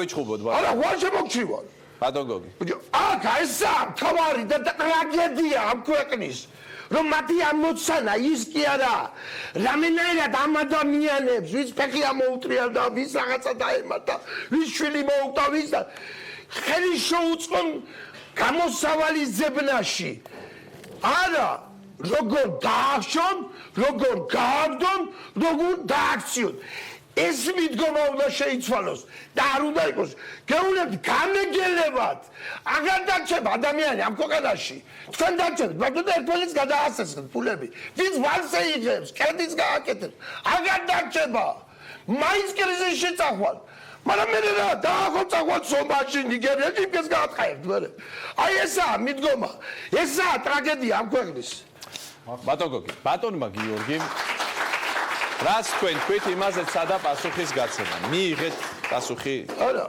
აბასუკი მე რაფერი ვინარი ბასუკი ვერ მივიღე. კარგი, ბატონ ლევან. და პირველ ტრებად ვაცხადებან. მაყურებლისთვის გასაგებად რომ თქვათ, ესე იგი, რაზე დავობთ ახლა ჩვენ და რა გვინდა. საბანკო სისტემაზე შევთანხმდით, ჩვენ ვლაპარაკობთ მაფიოზებზე და იმ ხალხზე, რომელიც ატყავებს და ყაჩაღები არიან ჩვეულებრივ და არაფერი საერთო არ აქვს ბანკირებთან. ძალიან მარტივი სტატისტიკა რო ავიღოთ. აი სამნი ახლა ბანკი რომ იყოს იქი და ჩვენ რო ვიყოთ აგერ მოსახლეობა. აი ძალიან მარტივი მაგალითი ავიღოთ. 2012 წელს ჩვენი აქტივი იყოს 12 მილიარდი. აი მათი ბანკების. ჩვენ რაღაცა შემოსავალი რაც გვაქვს, რაღაცა 1000 ლარი გვაქვს, იმათ ერთ 12 მილიარდი. გავიდა მაგალითად 6 წელი, 7 წელი გავიდა, იმათი კაპიტალი არის, იმათი რეპლიკა ხომ მოიწვია 30 მილიარდი, აქ დაიწყება თუ კი 2012-დან 12-მდე 10 ჯერ გაიზარდა მარტივი მოსახლეობა კარგია ეს გაიზარდა პენსია ძიაგო ხარ რაზე მელაპარაკე რა შუშე კაცო როგორ არის კაცო მე მომწონს თქო რომ ნახე რისი თქმა მინდა ნახე ხო მეც მომეწონება ადეკვატური რო იყოს ამ ადამიანს თქვენ ახლა იტყვით რომ მოსახლეობა ღარიბდება ბანკები ამას ვამბობ ეხლა როცა მეუბნება რომ 2004 და 12 შევადარებ მაგრამ შევადაროთ რამდენჯერ გაიზარდა პენსია რამდენჯერ გაიზარდა ხელფასი უკაცრავად ეხლა ეს არ არის 2012 წლის შემდეგ მარტო პატივცემულები მდიდრდებიან გულისხმობ ანუ ბანკებს და მოსახლეობას არაფერი არ დამატებია ამის თქმა მინდა ეხლა როცა საუბარია რომ 136 მილიონი ქონდა შემოსავალი ბანკებს და ახლა აქვთ 900 მილიონამდე ნუ 875 მილიონი აქ ის კი არ არის ცუდი რომ მათ რატო აქვს შემოსავალი მე და ამ ადამიანებს ხალხს უარაფერი არ დაგუმატებია და ისინი გამდიდნენ ანუ ჩვენ გაგვატყავეს და ჩვენ პროპორციულობას როგორ დაადასტურებთ არა როგორ დაადასტურებთ პირდაპირ პროპორციულობას ლევან არა მნიშვნელოვანი რაღაცა საქმე ხალხი გაღარიბდა ბანკები მდიძებიან ანუ ხალხის ფული მოიპარა ბანკებმა ამას ამბობთ თქვენ და პირდაპირ პროპორციულობას მაფიოზებმა ბანკირებმა კი არა ბიძინა ივანიშვილმა და მისმა კლანმა ძალიან ხო დამასულებინეთ მე ვიტყვი და ყველა კითხვაზე უბრალოდ მეც ხომ მინდა რომ ჩემი პოზიცია თქვა აი ეს ერთი პოზიცია მე მგონი რომ ძალიან მარტივად ხსნი რომ მოგება კარგია ბანკებს რო აქვს მაგრამ ადამიანები რომ ეკონომიკა რო წინ ვერ მიდის და ვერ ვითარდება ეს ციფრებში ხო წერია კაცო ადგიდა ჩემი თქვა აი რო ვერ გადავსვით ორნიშნულიანი ეკონომიკური ზრდა რო არ ყოფილა ამ უკანასკნელ ექსელში ამას ატუნა მათემატიკა აგერ არიან ეკონომისტები და დამეთანხმებიან პასუხი სხვა რაღაცა მოსახლეობა რომ ღარიბდება ეს ბანკების ბრალია ეს ბანკების არა ბანკების ბრალი კი არა ასე გაიგებს ამას ახლა მაყურებელი ბანკების ბრალი კი არა ეკონომიკა რო არსებობს ქვეყანაში და გაზონტყებულები რო ვართ იმის ბრალია და მე გეუბნები სისტემა აი ეს არის რაღაცა მონოპოლიური სისტემა შექმნილი რომლებიც ატყავებს კიდევ უფრო გაჭირებულ ადამიანებს იმიტომ რომ ეკონომიკა არ ვითარდება თქო თორე პარალელურად რომ ეკონომიკა ვითარდებოდა და ხალხი მდიდრდებოდეს კაცო ამდენს უნდა იმდენი შოუ მესამე არა ძალიან სკო ხო ეხა მეც მომეცი დრო ხო არა 3 წუთზე მეც არ ვსაუბრობ ხო მესამე აუცილებლად თქვა როცა ლაპარაკობენ მევალეებზე როცა არის იმაში რა ქვია მევალეთა რეესტრში ადამიანები ამბობენ რომ აი ამბობდნენ რომ ბიზნესი რეკეტი ადამიანებს წაართვეს რაღაცა ჩამოაღვჩეს აი რაღაცა საშინელება ხდებოდა 3-ჯერ მეტი ადამიანია მოვალეთა რეესტრში ვიდრე იყო 2000 ესეც ხო ეხა ჩვეულებრივი სტატისტიკა ესეც ხო მეყურით არ მომითრევენ და როცა ვლაპარაკობ რომ ბანკებმა ჩაიგდეს ყველაფერი ხელში ერთ აი მოდი კონკრეტულ მაგალითს მოვყვებ ეხა ის შორს რო არ წავიდე საქართველოს ბანკმა ხო იყო იმედიელი გადაყლაპა დაითრია ასე ვთქვა და გახდა სადაზღვევო კომპანია მე ამ სადაზღვევო საქართველოს ბანკს აქვს სადაზღვევო და საქმიანობაზე ლევან რეკლამის შემდეგ უნდა გავიდე აი ერთ წამში გიშებს აფთიაქში და ეხა აუცილებლად ვთქვა ფარმადეპო რომელიც იყო ყველაზე იაფი აფთიაქი ფაქტობრივად ყველაზე იაფი და ადამიანებს ყველაზე იაფად იქ მიუწდებოდა თხელი შეიძინა საქართველოს ბანკმა და ფაქტობრივად იგივე ფასებია რაც არის PSP-ში გასაგებია დიდი მადლობა რეკლამის შემდეგ დავბრუნდებით არ იფიქროთ რომ დამავიწყდით ყველას მოგცემთ სიტყვას რამდენიმე წუთში შევისვენოთ ცოტა ხანი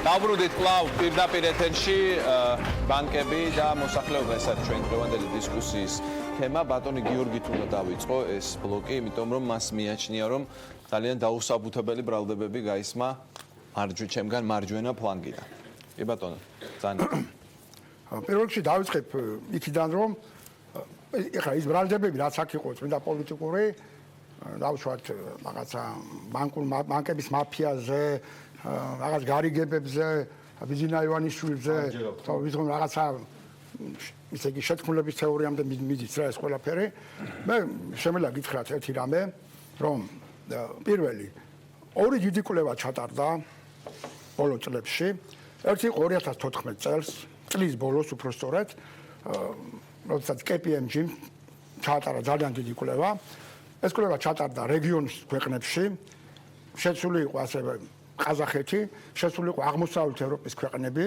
აქ ძირითადად საუბარია ყოფილი სოციალისტური ბანაკის ქვეყნებზე და საქართველოს საბანკო სისტემა. 2014 წლის ბოლოს რატო უსვამე ხას? იმიტომ რომ 2012 წლიდან როცა იყო გაცილებით მაღალი საპროცენტო განაკვეთები და მაგალითად იგივე ბიზნეს ცეცხლებზე იყო 14%, 2014 წელს მას შემდეგ შედარებით პოლიტიკური სტაბილიზაცია და ეკონომიკური კონიუნქტურა იყო უკეთესი, დაეცა 11%-ზე. ამ პერიოდში ხდება კვლევის ჩადარება.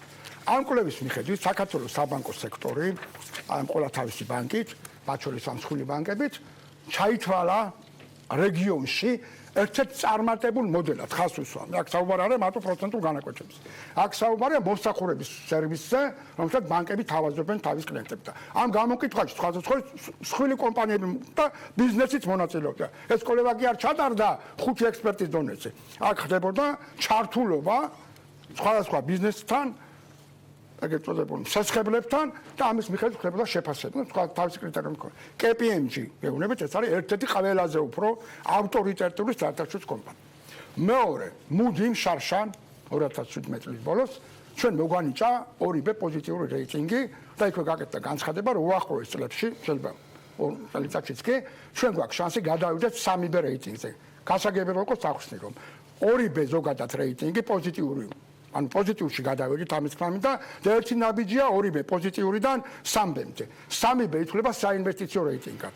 განსხვავებით 2B-სგან, რომელიც უკვე სპეკულატიურია. ეს ნიშნავს იმას, რომ ხვალ იგივე ბანკებს რომ დაჭირდეთ რესურსის ყიდვა საერთაშორისო ბაზრებზე, მათთვის ეს რესურსი იქნება უფრო იაფი, ვიდრე თუნდაც დღეს არის. ანუ ეს რეიტინგი საინვესტიციო და საკრედიტო რეიტინგია, განსაზღვრავს რას? რისკების დონეს ქვეყანაში.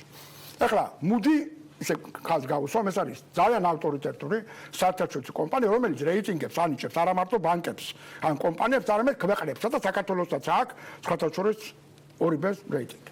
ეხლა ეს ერთი შეფასება ზოგადად საბანკო სექტორში. კიდევ ერთ ფაქტს აი ბრალდებები, რამაც თქვენი უკმაყოფილება გამოიწვია, ძალიან სახალხო ენაზე ისმის. არა, სახალხო ენაზე თქვენ შეგიძლიათ ეს გააქარწყლოთ, ბატონ გიორგი, რაც ითქვა ამ პლანში. ამასაც მივალ მაგამდე, მე ჯერმედა შეფასება მე რო არ მოყვე ჩვენ საბანკო სისტემაზე, მაინც სუბიექტური მხარე ვიქნები, გარე მესამე პირების შეფასება. კიდევ ერთ ფაქტორს ვიტყვი სხვათა შორის, საერთაშორისო სავალუტო ფონდმა და მსოფლიო ბანკმა გასულ წელს თავის შეფასებაში, როცა 2014-2016 წლებს აი გლობალური შოკების ზეგავლენაზე იყო საუბარი, აღნიშნეს ცალსახად, რომ საქართველოს საბანკო სექტორმა და ფინანსურმა სექტორმა ზოგადად აქ ეროვნული ბანკის გულისხმობა და მთავრობის მონაწილეობას ყველაზე ერთ-ერთ წარმატებულად დაძლია ამ გარე შოკების ზეგავლენა ეკონომიკაზე. ანუ ეკონომიკაზე არ იყო იმაზე მეტი უარყოფითი ზეგავლენა, ვიდრე შეიძლება ყოფილიყო, რომ არასწორი ნაბიჯები გადამტკბო. ეხლა უფრო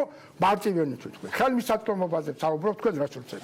2012 წელს გითხარით 15% იყო ბიზნეს ცეცხლების. 2014-ში გითხარით 11 იყო.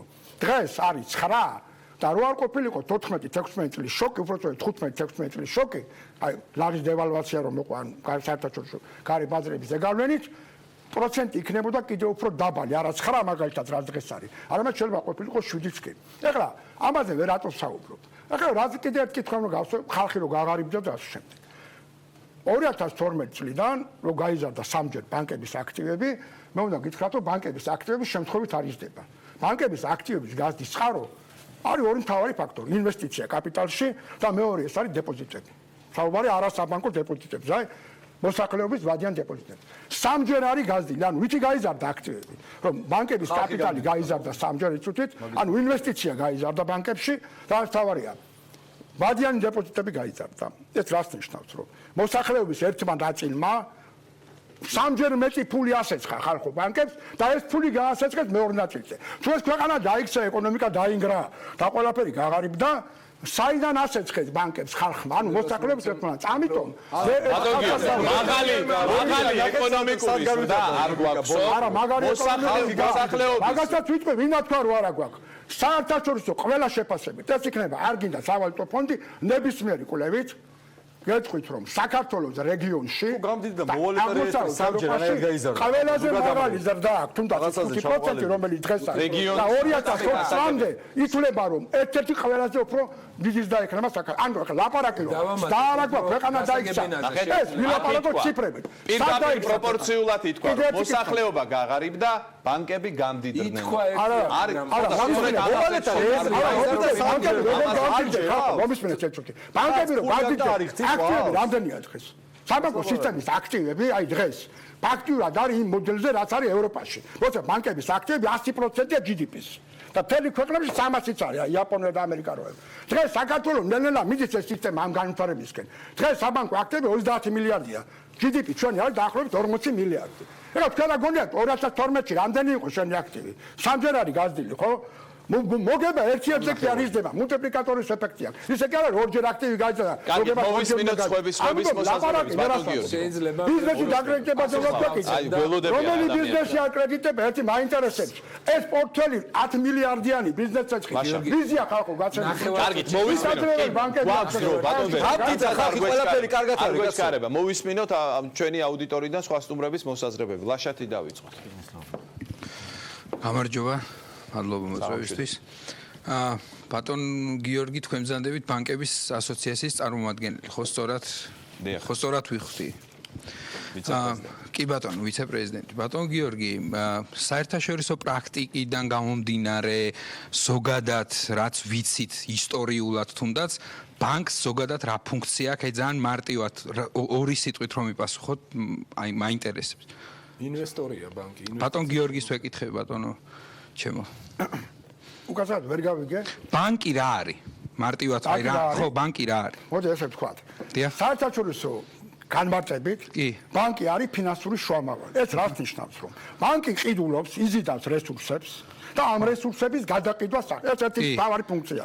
ეს ფუნქცია არ არის მარტო ბანკის ფუნქცია, ეს არის დაკრედიტების ფუნქცია, რაც ყველა მნიშვნელობა მომსახურების ფუნქცია. ანუ ფინანსური შუამავალი მე რო თქვი, ეს ნიშნავს იმას, რომ ბანკი თავის ფულს კი არა აპროცენტებს. ეს არის განსხვავება ბანკ და ლომბარდ შორის. კი ბატონო, გასაგებია. ბანკ და მიკროსაფინანსო შორის. ბანკს და გასაგებია თქვენი პოზიცია, გასაგებია რომ გასაგებია თქვენი პოზიცია არის გასაგები, ვისმენთ რომ მთავარი მოძალადეები და ცუდები არიან მიკროსაფინანსოები და ლომბარდები, ეს გავიგეთ ეს პოზიცია. ძირითადად ამაში ხომ მეთანხმებით რომ საერთაშორისო აღიარებული პრაქტიკა არის რომ ბანკი იღებს პოზიტივს და გასცემს სესხს ხო ესა მარტი ორი სიტყვით რო ვთქვათ დღეს თქვენს უკან დგარ ბანკებს რა კონკრეტული არაპროფილური საქმიანობა რამდენი არაპროფილური საქმიანობა გააჩნია დღეს აი ეს პრობლემა არაპროფილური აქტივები პრობლემა არა კონკრეტული პასუხი მითხართ რამდენი დაახლოებით მაგასაც მოკლედ ეს არაპროფილური აქტივების პრობლემა დაიწყო იქიდან რეალურად როცა ბანკებს მიეცათ არაპროფილური აქტივების ფლობა, როდესაც 2007-2008 წლებში შენ იყო რუსეთთან ომი, რომელსაც პრაქტიკულად კანამ ჩამოშალა ჩვენი ეკონომიკა და რა ყოფილიყო ის 4 მილიარდ ნახევრიანი დახმარება. ხოდა 1 მილიარდი როცა ომის ჰუმანიტარული თანხიდან 1 მილიარდი დავეხმარეთ ბანკებს. ვიცით ეს ყველა. ვიცით ხო? კი ბატონო, პასუხი მისურებელსაც გასახმარეთ, როდესაც ბანკი შედის სხვა სფეროში. 2008 წელს შევიდა მაგალითად სამშენებლო ბიზნესში. მაყურებლისთვის გამარტივდა. ეს სიტყვები შეიძლება არ იყოს ყველასთვის გასაგები. სოფლიოში არსებობს სამი მოდელი ფინანსური ინსტიტუტების. ერთი არის ეგრეთ წოდებული კერძო ანუ მცირე ბანკების მოდელი, სადაც ბანკი არც-არცად შედის და ძირითადად მცირე ბიზნესს აფინანსებს. აი, მომსახურებას ეწევა დავუშვათ. ეს არის ძირითადად რეგიონალური ბანკები. რაც შეეხება სხვა მოდელებს, არის ან ჰოლდინგების მოდელი, სადაც ბანკი არის ჰოლდინგის ერთ-ერთი მონაწილე და ეს ჰოლდინგებიც იშლება ორ მოდელად. ერთი არის ამერიკული და მეორე ევროპული მოდელი. ანუ ერთი არის მოდელი, სადაც ფინანსური ჰოლდინგია, სადაც აღარ გადავიდე. კონკრეტიკიდან გარდა შევიდეთ თუ ჰოლდინგში. კი არ შედის ბიზნესში, ხალხო, გისმენთ მე. ჰოლდინგის წევრი არის ბანკი, სადაზღვევო კომპანია, ბანკი კი არ არის შესული. ჰოლდინგში ამ ჯგუფში არაფორმალურად რო გაიქცენ იმას, რაც აკრძალულია. არაპროფილური მაგას კი არის თქვენ რასაც ამბობთ, იმიტომ კეთდება, რომ არაპროფილური საქმიანობა არის ბევრ ქვეყანაში. მაგრამ ბანკი კი არა შედის მეთქი.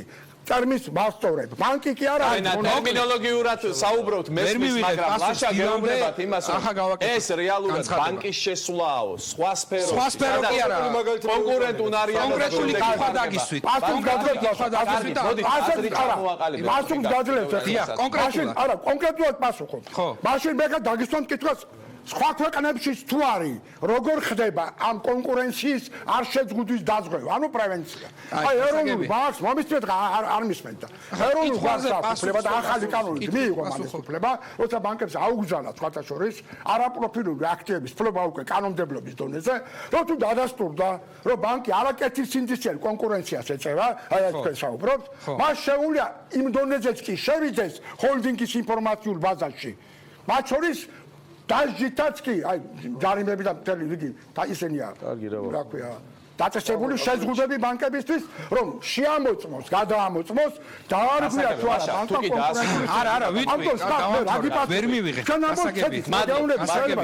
ესე იგი, ახლა მთავარი პრობლემა რაც არის რა, რომ რეალურად იმის აღიარება არის ძალიან რთული, რომ კონკურენცია, სხვა მასალა. რა თქმა უნდა, არის უამრავი, არა მარტო ერთ პროფილში, არამედ უამრავი, მათ შორის სამშენებლო ბიზნესი, ისა ქარხანაც კი, რო ვთქვათ, დაზღვევა ყველაზე მნიშვნელოვანი და ყველაზე დიდი და მსხვილი ახლა განათლებაც არის. მე როგორც ვიცი, უნივერსიტეტიც აქვს, ერთ-ერთი მაქვს და არ გამიკვირდება, რომ რაღაცა ქუჩებიც კი ბანკების გახდეს და ყველაფერი საბოლოოდ. მარტივად რო ვთქვათ რა, არც თქვენ პირადად არა, თქვენს უკან ვინც დგას ამ ბანკებს, ხო?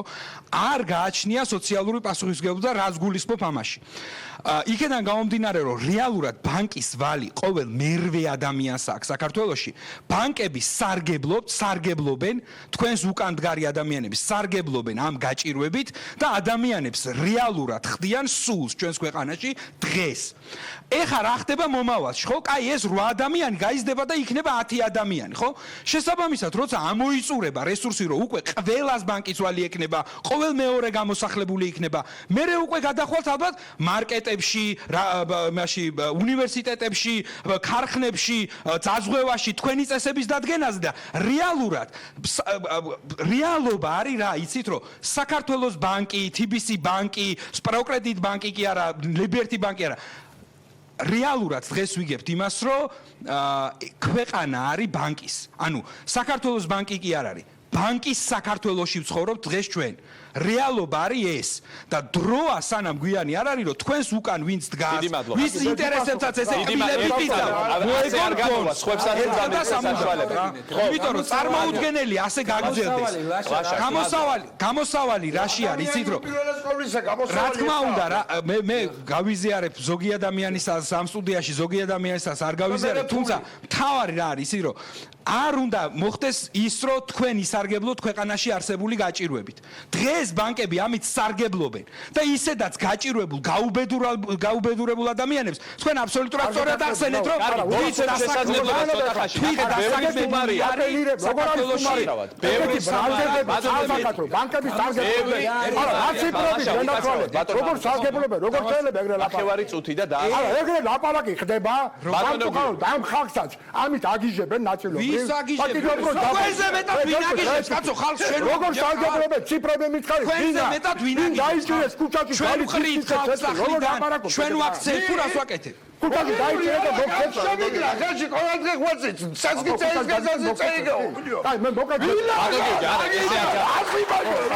ამ ფორმატით ბატონი მაშინ ადვიკლენ ცოცხლად, ნუ რა ასამო ვიზა ყვაწები ეგერა შენ აგარაღავთ უკვე. აი დავამთავრო და თუ ამევიღო ხმა მე მოკ. არა ბატონო გოგი, იმისთვის მართლა ხმა მოიღოთ. თქვენს და მერეც გათქმევით. მოკლედ თქვით, თუ შეიძლება თავარი არის ერთი რამ. ამ გენისთვის ფულია მთავარი ღირებულება და ადამიანი არის მეორადი, მესამედი და მეორადი დასაწყისით რაღაცა. ადამიანია მთავარი ღირებულება. ადამიანის ბედნიერებაზე უნდა იყოს იმ ბანკის პოლიტიკა აგებული და არა პირიქით და ტყვილია საფინანსო ინვესტორები მიკროსაფინანსოებს ვაკეთებ. ზერო ბანკებს როგორც კი გაუჩნდათ საშიშროება და აღარ მიდიოდნენ, აღარ დაჭა კონტინგენტი რო ისესხებდა ფულს იმ რეგულაციებიდან დააფუძნენ ეს მიკროსაფინანსოები. ყველა მიკროსაფინანსოს უკან ბანკები დგას და თავის ფულს ამ მიკროსაფინანსოებით ამუშავებენ და ამაზე მეტი სასიშროება, ამაზე მეტი უტანობა რა უნდა იყოს. მიდიხარ მიკროსაფინანსოს გამიჩნდა $100 ზედმეტი. ვეულები მომაკლებიე თავანზე და ხელახლა არა 500 უნდა მეიტანო. ესე იგი, როგორ გაგწუნოს ბოლომდე ამაზეა ორიენტირებული. იმაზე კი არა, რომ შემეტანა იასი და იგივე მომცემოდა საშუალება კიდე გასტუმროს. არა, 500 უნდა მეიტანო. ადამიანებზე არ არის ორიენტირებული. მომსახურეობაზე. მიდიხარ ბანკში, პატრული ჯარიმით. მომსახურეობს ლარი მომეწვი. რამე მომსახურე, ფეხები დამიტვილე, ყავა მომიტუყე. გეჯები და ბეტონი მომსახურე. ბატონი მამუკა. მადლობთ ბატონი მამუკა. მალა არა. ადამიანი ფეხებზე კიდია. სახელმწიფო დაწესებულებას უნდა შევდომო. ხო, დიდი მადლობა. შეგაგიხსნა, ზიგადა. მე მართლებ ლას. ფულისაც მიდის, იმას არ ატყევ. აი ეს ადამიანური პოლიტიკა. ეს უნდა დამთავრდეს. გმადლობთ, ადამიანური პოლიტიკა. გმადლობთ, ბატონი მამუკა. დღეს ცხოვრობ სოციალურად უსამართლო სახელმწიფოში და ზოგადად სამართლიანობა არ არსებობს ამ ქვეყანაში და სწორედ ამიტომ არის ზუსტად ბანკები რომ ასე აზიან ხალხს თავზე. მე სრულად ვეთანხმები ბატონ გოგის ლევანის ამ შემთხვევაში და ყველა აქ იმ ხარეს რომელიც ამ მოდით განმარტეთ რას ნიშნავს ბანკი აზის თავზე მოსახლეობას ხო აი განმარტეთ. აი ბატონ მიხეილ ვეთანხმები სადაც 70 მილიონი სხვა პოზიცია დააფიქსირა. მე არ დაუფიქსირებ სხვა პოზიცია მან უბრალოდ არ გაამძაფრა ესე როგორც ხმა გაამძაფრა მაგრამ მიხეილმა თქვა რომ 870 მილიონი მართლა არის ამ გაჭირებულ მდგომარეობაში როგორ შეიძლება რასაც ვამბობთ გასაგები იყოს ყველაფერი რეფორმები რას ნიშნავს ბანკი აზის თავზე დარწვავს აი კონკრეტულად იმას ნიშნავს გეტყვით იმას ნიშნავს ეროვნული ბანკის არასწორი საფინანსო პოლიტიკამ დღეს როგორც საბანკო სექტორში ასევე არასაბანკო საფინანსო სექტორში ბატონმა გიორგი წეგან ახსენა ერთი წუთი დავამთავრებდი და ბატონმა გიორგი წეგან ახსენა არასაბანკო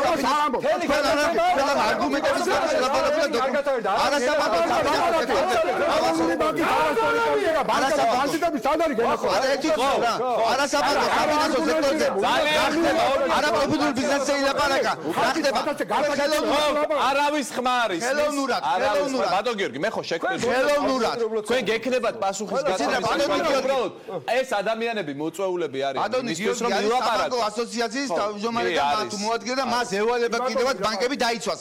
თუმცა შინაგანად დარწმუნებული ვარ, შინაგანად თვითონაც შეიძლება არ იყოს ამ პოზიციაზე. რასაც ეხლა მამაკლა აცხადებს. მან ზუსტად ისეთ ციტატა მოიყვანეთ, ან ვიღაცის ციფრი 2000 ადამიანზე მეტი.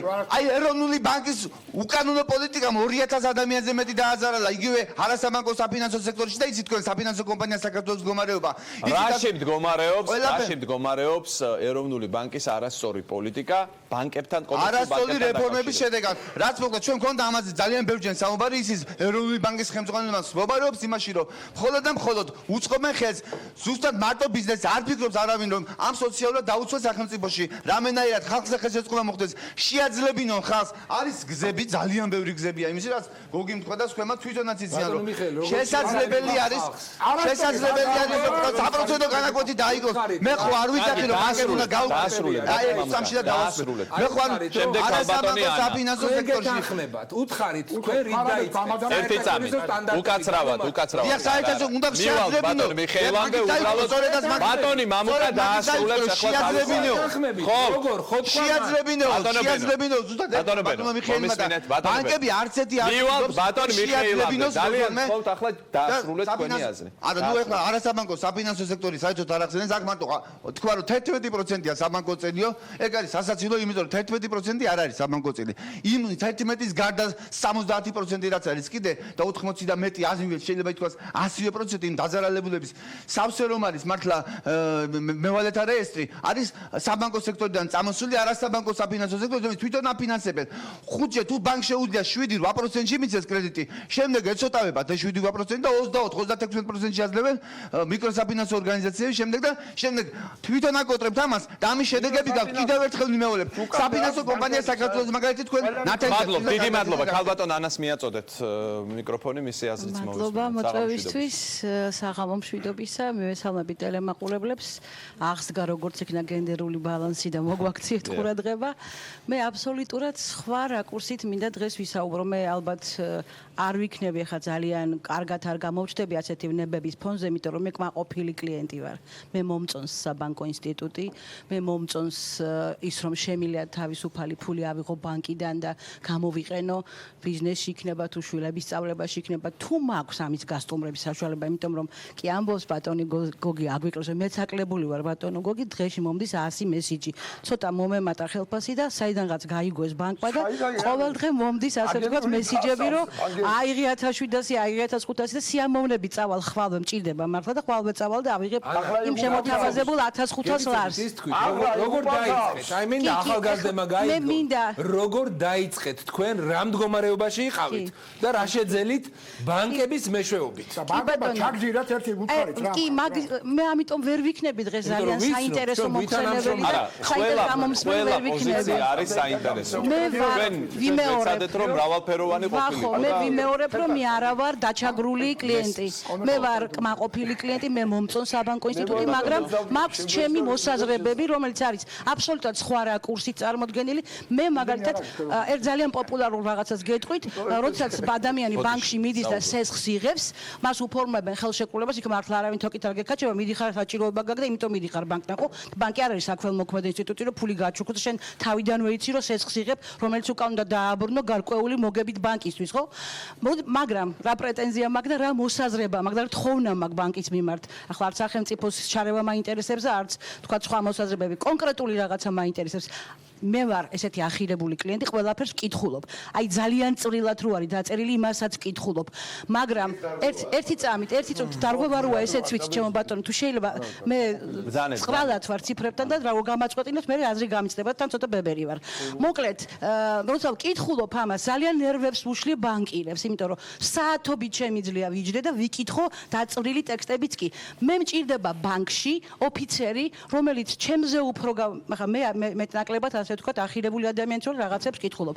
ჩემზე ნაკლებად და ჩემი თანასოფლელი, მე ხო სოფლელი ვარ, მე ხო ფერმერი ვარ, არა? ჩემი მეზობელი ფერმერი როცა მიდის ბანკში და წარმოდგენა არა აქვს, რა საწერს ხელს, ბანკში მას დახვდეს განსწავლული ოფიცერი, რომელიც მოერგება მის საჭიროებებს და განუმარტავს ბევრ ამას. ანუ მე მაქვს მოთხოვნა. ეს არის ჩემი პრეტენზია, კი არა, ჩემი თხოვნა, ჩემი რეკომენდაცია, რომ ბანკში დახვდეს არაგათვიცნობიერებულ კლიენტს დახვდეს მომზადებული კრედიტ ოფიცერი, რომელიც იქნება მისი მეგობარი, ინვესტორი და პარტნიორი და არც ერთ შემთხვევაში მტერი. ბოდიში ერთ ვიტყვი კიდევ თუ შეიძლება რა.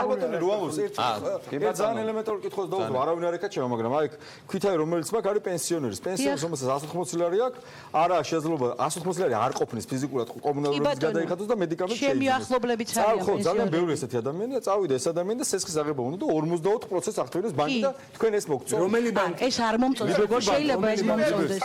ბატონო ლევან, არ მომწონს. თქვენ არ გჯერათ ბატონო. თუ შეიძლება, ვახო დავამთავრებ და მეც აღარ შეგეძლო. ბატონო გოგი, ერთი წამი. ბატონო გოგი. ბატონო გოგი და ბატონო ლევან, თუ შეიძლება. კარგი, გასაგებია. გასაიკითხოთ, სხვანაირად ხوار წაიკითხოთ ბატონო. არ წერია? კარგი. კი ბატონო, ერთი კაცრავად აზრი შეიძლება ამას პასუხი გავცე. ერთი წამი ჯერ ხალბატონი ანა დაასრულებს, ნახეთ ჩვენ. ესე იგი არ გაჭრა იმან რომ ხალი ვარ და თან ასაკიანი, მოკლედ. არა, მოგწონს ხო ეს კარგია, თუ ვიკითხე უკვე. არა, არ მომწონს სასაკრეო, როგორ შეიძლება პენსიონერის 40% მომწონდეს. ერთ რაღაცას ვიტყვი და დავასრულებ ძალიან მალე. გუშინ სპეციალურად და ვიცოდი რომ ამ გადაცემაზე უნდა მოვსულიყავე, გავაკეთე პატარა მინი გამოკითხვა ჩემ Facebook გვერდზე და 98% შეიძლება ვცდებით ციფრების ცოტა ვურევ, ყოველ შემთხვევაში უმრავლესობამ ბანკი, დავსვისითი მარტივის შეკითხვა, ძალიან მარტივად, ბანკი არის პარტნიორი, თუ ბანკი არის მძარცველი, ნუ ესე ჭყალებში. და ნუ ძაფრი იყო ჩემი შეკითხვის ტონი და მივიღე გასაოცარი შედეგი. 98%-მა თქვა, რომ ბანკი არის მტერი. ბანკი არ არის ინვესტორი, ბანკი არ არის პარტნიორი. ეს არის პრობლემა. ბანკებმა ეს უნდა გაითვალისწინონ, აი ეს განწყობა როგორმე უნდა შეიცვალოს, იმიტომ რომ როცა მე ფული მჭირდება, ვერ მოვალ ხო თქვენთან და ვერ მივარ. ჩემი აზრი არის, რომ ბანკი არის ინვესტორი. ბანკი არის პარტნიორი და ბანკი არის ჩემთვის ძალიან საინტერესო ინსტიტუტი. თუმცა 98%-ისთვის ამ განწყობებს რა ქმნის საფუძველი, საიდან მოდის ამ ყველაფერს? ორი ვარიანტი ითქვა, რომ რატომ აქვს ბანკებს ამდენი ქონება, რატომ აქვთ ამდენი აქტივები, დაურიგონ ეს აქტივები? არა, ჩემო ბატონო. მაშინ როგორ? არა ჩემო ბატონო, მაშინ დაინგრევა მთელი სახელმწიფო დაინგრევა. ბანკ ღმერთთან უკრასო ბანკს რაიმე პრობლემა შეექმნეს. დიდარია, მე მგონი ეს ჩვენთვის მეწარმეებისთვის მცირე მსმელები იქნებიან. ნუ მაშინ მოდი დავარიგებინოთ. მაშინ ბანკი არ არის სახელმოქმედო ორგანიზაცია, ბანკი არის ფინანსური ინსტიტუტი. ერთმანეთს მოусმინოთ ძალიან გთხოვთ. მოგესალმებით. აქ ასეთი დილემა დადგა ბანკები. მე ბანკებთან არ მაქვს პრეტენზია, საერთოდ ნებისმიერი პრეტენზია მაქვს სახელმწიფოსთან, რომელიც უნდა იყოს დამრეგულირებელი ურთიერთობებისა და ჩვენ გვაქვს ასეთი ძალიან მძიმე ისტორია. ზეღან ლაშა მახსენა, გახდაო ბანკების საქართველო.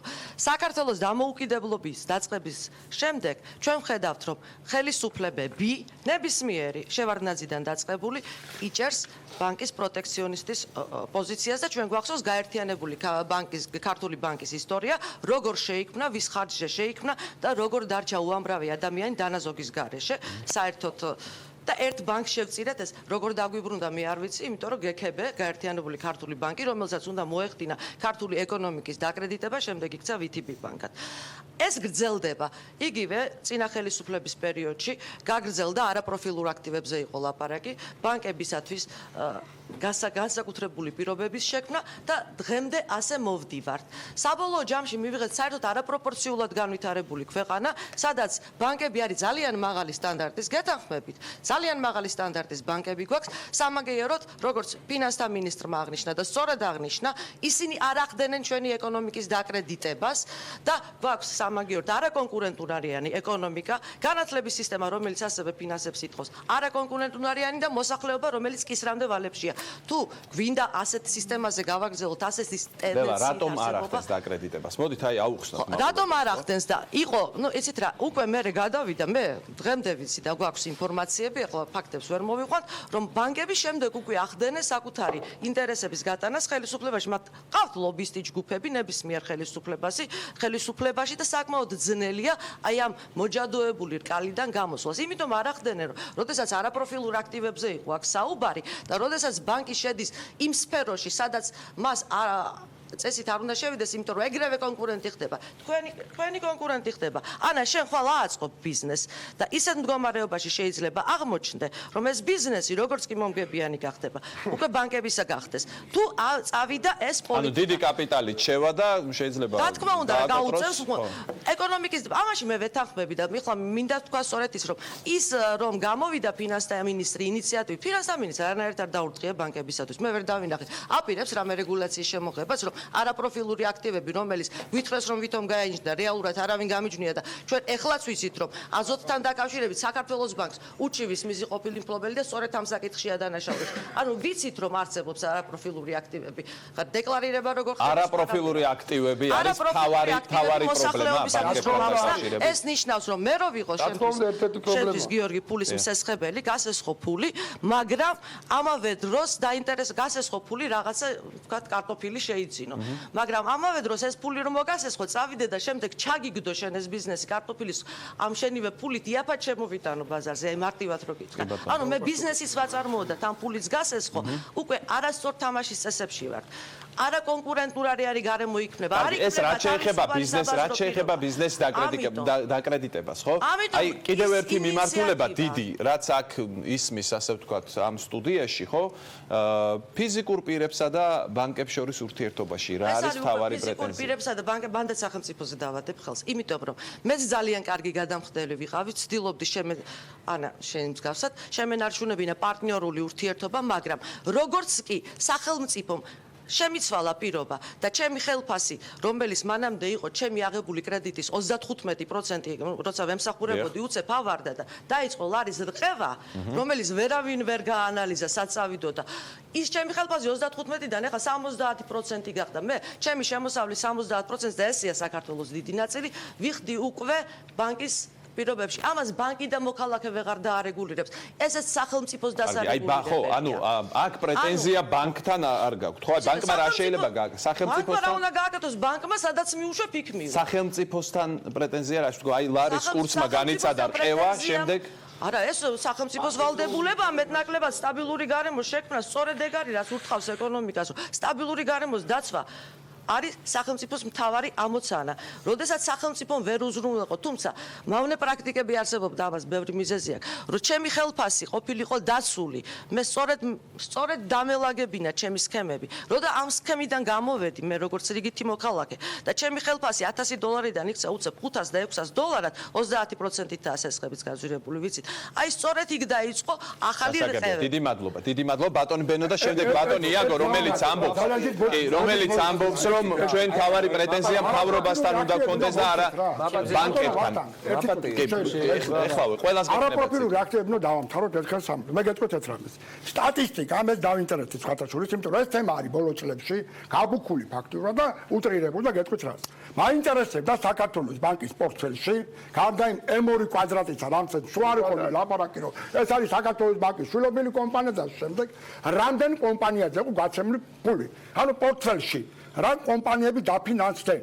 დაახლოებით 40-მდე დეველოპერული და სამშენებლო კომპანია დაფინანსებული, საერთოდ საქართველოს ბანკს არც პირდაპირ, არც არაპირდაპირ არ არის შეხება არ აქვს. ამიტომ მე ლაპარაკი ეს თემები არის მუდმივი, რა და დავამთავროთ ეს თემა, რატომ? არაპროფილურ აქტივებზე თუ ვამბობთ, გეუბნებით არის ჰოლდინგი. მაშინ ჩვენ უნდა ვისაუბროთ პორტფელში სხვებს მიცეს ფული თუ არ მიცეს. დაიჩაგრა კონკურენტი თუ არ დაიჩაგრა. თუ ამ თემას ესე არ გავჩნით, ესე ემოციაზე ლაპარაკი ყოველთვის შეიძლება. ბატონი ბენო. დიდი მადლობა. ხაზი გაუსვა, რომ პრაქტიკულად ქალბატონებმა მე მგონი გვაჯობეს ორივე მხარეს რა. მე გარკვეულ ნაწილში, დიდ ნაწილში ვეთანხმები აბსოლუტურად, რომ არის მაგის რისკი, მაგრამ არის რაღაც არგუმენტები, ახლა მე არ წავალ დეტალიზაციაში, მე მინდა ძალიან ხაზგასმით გითხრათ, რომ რა თქმა უნდა, კრიტიკას იმსახურებს. არ ვიცი, ჯეოლაინის ფირმა, რომელმაც ჯეოკაპიტალი კი ბატონო, მაპატიეთ, ეს არ არის ბანკი, მაპატიეთ. ბოდიში მე არ გაგაწყვეტინეთ ჩემო კარგო. ქალბატონმა ანამ, რომელმაც ნულიდან დაიწყო, წელებზე ფეხი დაიდგა. და შექმნა ბანკების მეშვეობით კერძო ბიზნესი. ხომარულებ ანა რამეს და მე ვიცი, რაღა მოუყვები, რომ აი თოხით ლაპატკით მუშაობდა მიწაზე და ესე შექმნა ის ბიზნესი, რომელიც დღეს აქვს. მან შეძლო ბანკების მეშვეობით. ეხლა ის რომ ჩვენ ანა გვირჩევნია 5% გადავიხადოთ და არა 10, მე მგონი ამას არც განვიხილავთ. მე მინდა ახალგაზრდებმა გაიგონ, რომ ბატონმა მიხეილმა გაუსვა ხაზი და დავეთანხმები ბატონ იაგოს, რომ ბანკებმა უნდა დაიცვან საერთაშორისო სტანდარტები, თუ არა აქ შემოსავალი არ უნდა მოგცენ. ხა წარმოიდგინეთ, ამით აი ამ ბავშვებს ბოდიში და შემდეგ აირია ბიჭობა მაგაში. მით უმეტეს, ამით ამ ბავშვებს ჩვენ საერთოდ უსპობთ, როგორ უნდა დაიწყო ბიზნესი დღეს. ხა თუ ცუკერბერგი ხარ და მოიფიქრებ რამე Facebook-ზე ერთ კომპიუტერით შეძლებ მილიარდების შოვნას, კი ბატონო, მაგრამ სხვანაირად ესე იგი ბიზნესაც ვერ დაიწყებენ. მაშინ ჩაერთო ფინანსთა მინისტრი. ფინანსთა მინისტრი ჩაერთო, როგორ ჩაერია ბანკების მუშაობაში ეს როგორ შეიძლება. შიაქო, შეკრულები არიან თუ შიაქო. მოდი რაღაცა გამოსავალი ხო უნდა ვნახოთ. ვაღიარებ, ბატონო ლაშა, თქვენ რო თქვით, ბანკებისთვის თავარია ფული. რა ვქნა, ეგეთი რეალობაა ხალხო, გაუსწოროთ ამას თვალი, რომ ბანკებისთვის თავარია ფული.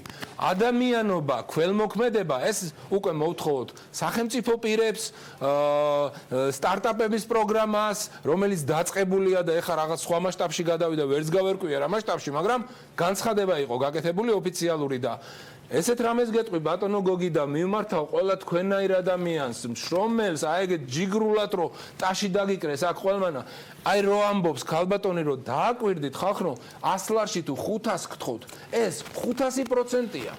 500% მოგთხოვათ ვიღაც ჯეოლაინმა, ნუ მოუწერთ ხელს, არც SMS-ზე უპასუხოთ. შეიკავეთ თავი და ამაში ჩაერთო სახელმწიფო თავის დროზე, როდესაც საპოლიციო გამოსახლება რამოდენიმე წლის წინ ოფიციალურად აკრძალეს. ამაზედაც კრიტიკა მიიღო სახელმწიფომ ბანკების მხრიდან, ზოგჯერ ჩუმად, ზოგჯერ ხმამაღლა, როგორ მაშინ ჩვენ როგორ დავაკმაყოფილოთ ჩვენც ხო მაგათ თავისი ჯეოლაინი ყავთ აი ლონდონში, ნიუ-იორკში, პრემიუმ ლიგაში რო გავიდა 2006 წელს დაიწყო საქართველოს ბანკმა და 2012 წელს გავიდა ისინი ბიზნესმენები არიან ბატონო ბენო ბაბატიეთ ლევან ვალი კი არ არის პრობლემა ჩვენ უნდა მივახსოვოთ გადამხდელული არიან საზოგადოებას და მოსახლეობას თორე ვალი ყველა ამერიკელს რას გეკითხებთ ყველა მეხუთე გონიათ რომ ყველა ამერიკელს SMS-ზე არ უპასუხოთ რო ეუბნებით იხდიან შიმ სიმში ამისათვის საჭიროა შიად, ამიტომ როგორც ქალბატონებმა თქვენ, ყველა ბიზნესის საკითხებზე არიღებს. რეგულაცია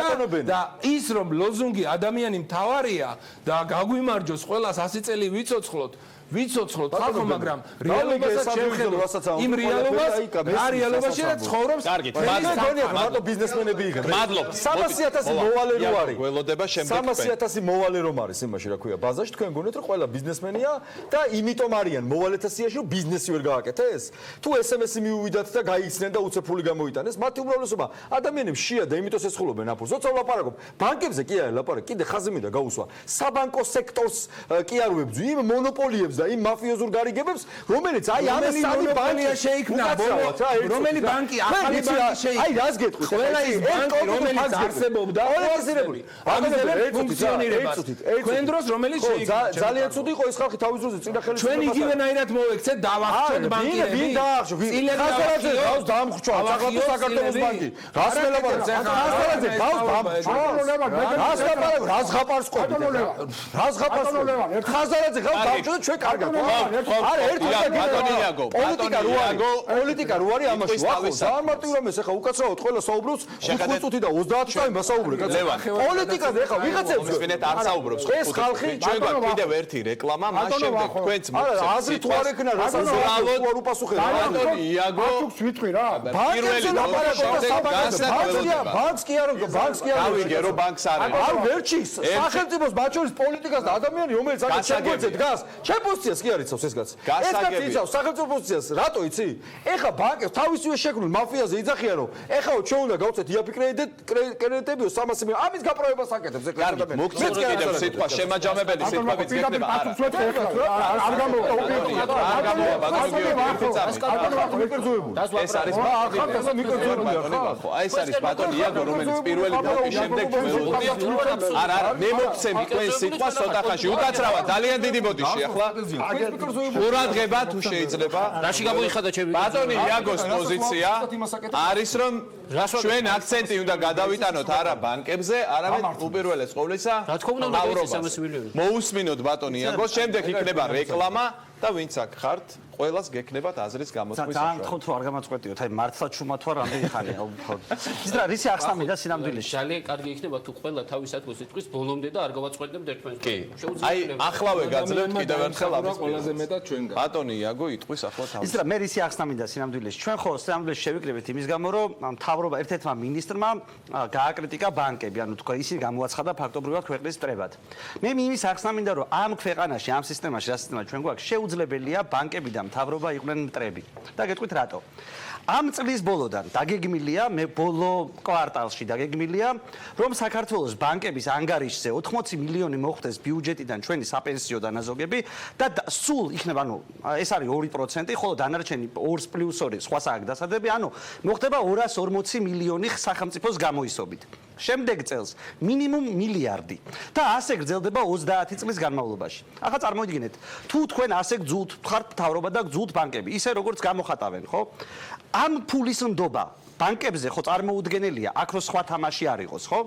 და ეს ხო არ არის პირველი შემთხვევა, როცა მთავრობა და ბანკებს ერთმანეთთან დიდი სიყვარული აქვთ. მაგალითად, ლარიზაციის პროგრამის დროს ხო გახსოვთ როგორ იყო საუბარი რომ რაღაცა ბანკებს მიადგება ზიანი მე თითქოს დაალაგდნენ აი ახლაც როდესაც გააკრიტიკა მინისტრმა გამოვიდა ბანკის უფროსი და თქვა რომ კაცო რა გვაქვს ჩვენ საჩხუბარი ჩვენ ვართ ეფექტური ინსტიტუტი რომელსაც ნებისმიერი თქვენი პროექტის განხორციელება და მოყვანა შეუძლია წესრიგში ამიტომ რა გვაქვს საჩხუბარი მოდი დავილაპარაკოთ ეს იყო იმ შემთხვევაშიც ნებისმიერი კომბინაციით რაზეც ბანკს აკრიტიკებს დღეს მთავრობა ბანკი საბოლოო ჯამში რჩება მოგებული. აი როგორ. ეს ჩხუბი, ანუ არ თქვენ ახლა ამბობთ საპენსიო რეფორმაზე ერთი, მაგრამ კი, ნების გეტყვით ახლა, ნახეთ. სახელმწიფო, ანუ მთავრობად ეროვნული ბანკის და სხვადასხვა რეგულაციების მეშვეობით კონკურენტებს უქრობს ბანკებს. აი აქ ითქვა რომ ახალი ბანკი არავინ არ შექმნა, ყველა იქიდან გადმოყვაო. თქვენ ფიქრობთ რომ ადამიანებს გაუხრათ ბანკების დაარსების სურვილი, თუ რამე სხვა შექმნა. ბანკის შექმნა საქართველოში არის ურთულესი პროცედურა. ერთად დაასრულებ ლევან. ეს არის ურთულესი პროცედურა, რომელიც სპეციალურად მათ შორის ბანკების მხარდაჭერით არის ქვეყანაში. რა კიკორია რო დანიშნეს, რომელიც საქართველოს ბანკის ვიცე-პრეზიდენტი იყო, ახლა რო ეროვნული ბანკის ვიცე-პრეზიდენტი. არაფერს არ ვერჩი ამ კაცს, გამიგერო კვალიფიციური ადამიანია. ეს კაცი იმისთვისაა მართლა მისული, რომ დედაუტიროს ბანკებს და რაღაც დაარეგულიროს ისინი და ის რაღაც პოპულისტური მიზნები განახორციელოს, რომელიც მთავრობაა საქმე, რომ წაართვას ბანკებს და მიცეს ხალხს. ესე ხო არ არის. მე გეტყვით რა არის მიზანი? მიზანი არის ახალი კონკურენტების მოშორება. აგერ ბატონიც დღეს რო ბრძანებდა მას უფლება აქვს აკრიტიკოს, რა თქმა უნდა, მისი კონკურენტები. უბრალოდ მე ამორალური მგონია, როდესაც მთავრობას იყენებ კონკურენტების მოსაშორებლად და არ გვინახავს ბანკების ბრძოლა, მიკროსაფინანსოების და იმისი რა ქვია, ინტერნეტ ონლაინ სესხების წინააღმდეგ. რა ეს რისი ბრალია? ეს რა მართლა სწორი საქციელია, რომ რა ქვია, ასევე ბრძოლოთ კონკურენტებს. ამაში მთავრობა არ ეხმარება ბანკებს? აი ასეთ დახმარებაზე უარის თქმა არის სინამდვილეში ჩემი აზრით მორალური საქციელი, მაგრამ დღევანდელ კანონმდებლობაზე, როდესაც ბანკი ფაქტობრივად არის საჯარო სამსახური, ვახო. ყველა ტრანზაქცია, რომელსაც ბანკი ახორციელებს, შეთანხმებულია მთავრობასთან. სხვა რა, სიპები სხვა რა გონია. აი მოდი, ერთი რაღაცა რომ ნათელი იყოს, იაგო. ფინანსთა მინისტრი გამოვიდა ერთ დღეს და თქვა ის, რაც თქვა. კრიტიკული განცხადება იყო, მეორე დღეს ცოტა სხვანაირი განცხადება იყო. პირველი განცხადების, აი ამ კრიტიკული განცხადების შინაარსი რა იყო? ანუ მიზანი რა იყო? რატომ თქვა ამას, რაც თქვა? მარტივად დაითვალა, ჩვენ ხო გავაკრიტიკეთ ბანამდე გირჩმა ბანკები გავაკრიტიკეთ, უბრალოდ ვიღაცამ დათვალა სადღაც და პიარის თვალსაზრისით ბანკების კრიტიკა აღმოჩნდა მომგებიანი, ამიტომ სასწრაფოდ და მე დარწმუნებული ვარ რაღაც თვალსაზრისით ბანკებთან შეთანხმებითაც უცბად მოხდა ისეთი თავდასხმა, არც თუ ისე მძიმე თავდასხმა ბანკებზე, რომელზედაც არც ერთ ბანკს არ უპასუხია სინამდვილეში. ყველა ბანკი გამოვიდა და ილაპარაკა, რომ ჩვენ მზად ვართ თანამშრომლობისთვის, მოდი ახალი რეგულირებები როგორ უნდა განხორციელდეს, ამაში მხარს დაუჭერთ მთავრობას. მერე გამოვიდა სხვა ოპოზიციური ძალა, ნაციონალური მოძრაობის ლიდერი, რომელმაც ასევე ზუსტად იგივე ნოტა აიღო, არ ჩამორჩა ხელისუფლებას ამ შემთხვევაში. ვინაიდან, როგორც ჩანს, პიარის თვალსაზრისით ბანკებზე თავდასხმა არის მომგებიანი, მაგრამ ბანკებს არანაირი ზიანი ამით არ მიადგებათ. ამ შემოდგომაზე 250 მილიონს მიიღებენ ანგარიშზე. შემდეგ წელს 1 მილიარდს და მე გამოდის რომ როგორ არის ბანკების ესე იგი რა გამოდის რომ საკითხი არის წმინდა პოლიტიკური ამ შემთხვევაში რა თქმა უნდა იმისთვის რომ ეს ველი ანუ ბანკების ველი არ დაუთმოს ხელისუფლებამ ოპოზიციას წინასაარჩევნოდ ამიტომ გაკეთდა ეს განცხადება კი რა თქმა უნდა და კიდევ ერთ არგუმენტს გეტყვით ამისთვის აი ნახეთ ამ ეროვნულ ბანკს ხო უბრალოდ არაფერი არ შეუძლია ნაბიჯის გადადგმა არ შეუძლია ბანკების გარეშე. ბოლომდე არის ბანკებზე დამოკიდებული. ის რომ ფულს აჩენს და მერე რომ ბანკებს აძლევს საზოგადოებაში გასაშვებად. აი ამ პროცედურას ბანკების გარეშე ხო ვერ გააკეთებს. ანუ დამატებით ფულს, რომელიც მან უნდა ხარჯოს და ინფლაცია გამოიწვიოს ამავდროულად, ბანკების გარეშე ხო ვერ გააკეთებს. შესაბამისად, აი უბრალოდ სასაცილოა ეს მთავრობა ასეთი არ გულისხმობ ბიძინა ივანიშვილის ხსნა თუ მიხეილ სააკაშვილის. ნებისმიერი ორივე, ერთიც და მეორეც. ამ რეგულაციების პირობებში ბანკებს რო ვითომ ასე დაუნდობლად აკრიტიკებს და მე ბანკები ვითომ რაღაცა საუბრობენ, რომ მოდი დავილაპარაკოთ. ეს რო ვინმეს ნამდვილი გონია, ქართულ ანდაზას მაგონებს, ხო იცით, აი პირდაპირ ის რომ თქვა რა ქვია რიმეიკი რო გავაკეთო ბანკების და მთავრობის ჩხუბის სულელს მართლა ჩხუბი ეგონავთ როგორც არის ამ კარგი რეკლამის შემდეგ დავბრუნდები და გექნებათ შემაჯამებელი სიტყვის საშუალება რამდენიმე წუთში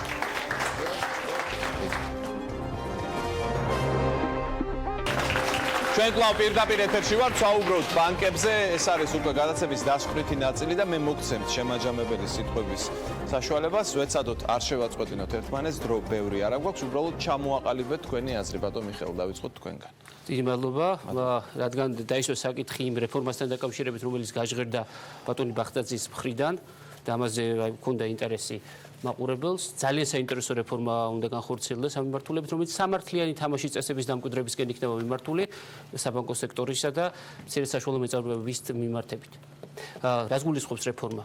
ეს გულისხმობს სტარტაპებისა და მცირე საშუალო მეწარმეების დაფინანსებას, მათი ფინანსური რესურსებზე ხელმისაწვდომობის ზრდას პრაქტიკულად ძალიან დაბალ პროცენტიანი სესხებით. მარტივად ახსოვს სქემას რო დავინახოთ ეს ყველაფერი ერთი პროექტის მაქსიმალური ღირებულება 9 მილიონი ლარი 250,000 აფინანსებს ბანკი 45% საპარტნიორო ფონდი უპროცენტოდ, მხოლოდ 5%-იან თანამონაწილეობაში შედის ეს მცირე საშუალო მეწარმე ან სტარტაპერი და საბოლოო ჯამში ღებულობს ძალიან იაფ პროდუქტს. ეს ის პრობლემაა, ეს იმ პრობლემის გადაწყვეტას ემსახურება, რომელიც ყველა მეწარმეს აწამს. ანუ ბანკს мотиваცია გაუჩნდება, რომ ეს გააკეთოს. რა თქმა უნდა, ბანკს უნდა ამის გაკეთება დღეს რა თქმა უნდა, წარმოვიდგინეთ დღეისათვის რომ მივხვდეთ ბანკში და რო აიღოთ სესხი.